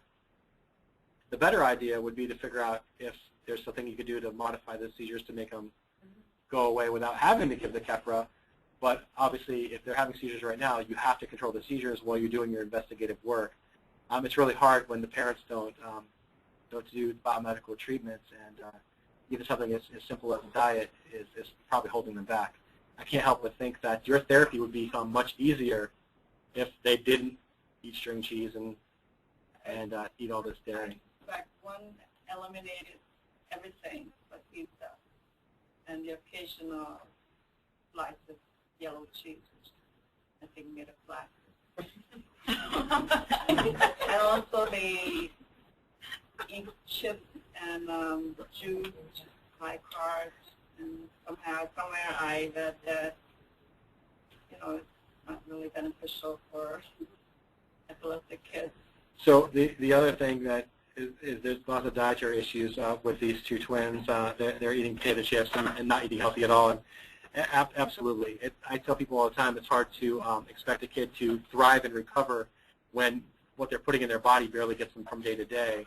And so garbage in, garbage out. So they're eating a bunch of garbage, and they're going to be really difficult to make significant progress. All right, let's take maybe two more questions, okay, yeah, and then we'll wrap it up tonight. Sure. Sounds good. Okay, do stimulant medications, let's see, Focalin and Adderall or Tenic affect folate levels, even if goal is to replace these with 5-MTHF? Can use simultaneously? Not a huge fan of the stimulant medications, but it doesn't affect folic acid. And you probably need the folic acid in its reduced forms. That's why you're probably on the stimulant medication in the first place. Again, you're trying to modulate and upregulate dopamine production. If you can stimulate folic acid in the brain, you can make BH4, and you have the right amino acids present. You should be able to manufacture your own dopamine. You won't need to artificially stimulate it. But they can be used in combination. But as you start the methylfolate, start watching for that for the symptoms of being a little bit over-medicated, where you start to lose that affect in the children with the stimulant medications. That's your key that you want to start backing that dose down. And then there's just, I think, one more webinar question. Thorne lists folate components in multivitamin as a combination of calcium folate and 5-MTHF. Is this okay? Yeah, this is the actual product I was talking about by Thorne. The calcium folate is folinic acid. The 5-MTHF is 5-methyltetrahydrofolate. That's the perfect B vitamin replacement. Great. I think we have answered all the webinar questions. We still have 21 people out there in webinar land. Any more questions from the audience? Yes, ma'am. So if one can get this perfect balance, is this for life? Well, I do think that there's probably two stages of treatment. I think there's going to be the recovery period and then a maintenance period. I don't think we're far enough into this yet to know how far we can back off, but there's going to be a point in time where if you've removed the dairy, you've got full methylfolate flowing into the brain at high enough capacity, equal to or close to equal to where it was before, that maybe you're not going to need quite as high a dose. People have actually bounced around the idea of maybe, once you get to the point of symptom resolution, maybe you only need to have methylfolate maybe 2 or 3 times a week. I don't think we have all those answers yet, but we're starting to think about that now because we don't think that you're going to have to keep the pedal to the metal the whole time. Once you get to the point where your symptoms are under good control, you'll probably be able to come on much less of a dose. But I don't have a perfect answer for you right now, but it's definitely an area that we're trying to investigate. This is an area of science that is changing so rapidly. If I did the same presentation in another 60 or 90 days, I probably would have to scrap every slide I put in here and start over from scratch. So a lot of people much smarter than myself are doing the research. I just get to be the good-looking guy here to talk to you all today. But a lot of smart people that are investigating this. We're finding it in such high percentages in our kids with ASD. It's starting to raise some eyebrows, and so this is going to get a lot more attention in the very near future. So we'll know more about this very soon, and about how to better apply it, how to better treat, and what the long-term outcomes will be. So we'll have you back in 90 days. All right, well, we have one more question in house. Find out what interfere with folate together. Yeah, so in my slides, when they're available, whether they be available on the NAA site or if I put them up on my website, I would check both of them. There's a list of them. It's not all-inclusive, but it's got all the major ones on there. But a lot of medicines we take commonly can interfere with normal folate metabolism.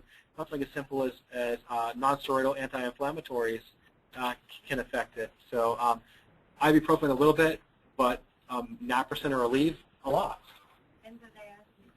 Benzodiazepines I do not believe are on the list. And you said first generation anti-epileptic. Yes, your phenobarbital, even all the way to your tegratols, your dilantins, and your valproic acids. So valproic acid is really not a great medicine to use in our kids for a number of reasons. Again, a lot of our kids have some mitochondrial dysfunction already. Valproic acid is notorious for creating carnitine deficiencies, and you can really exacerbate that. Carnitine deficiency is actually one of the most common mitochondrial dysfunctions we find in kids with ASD, and it's easily correctable, but can be greatly exacerbated by valproic acid. And Tegretol?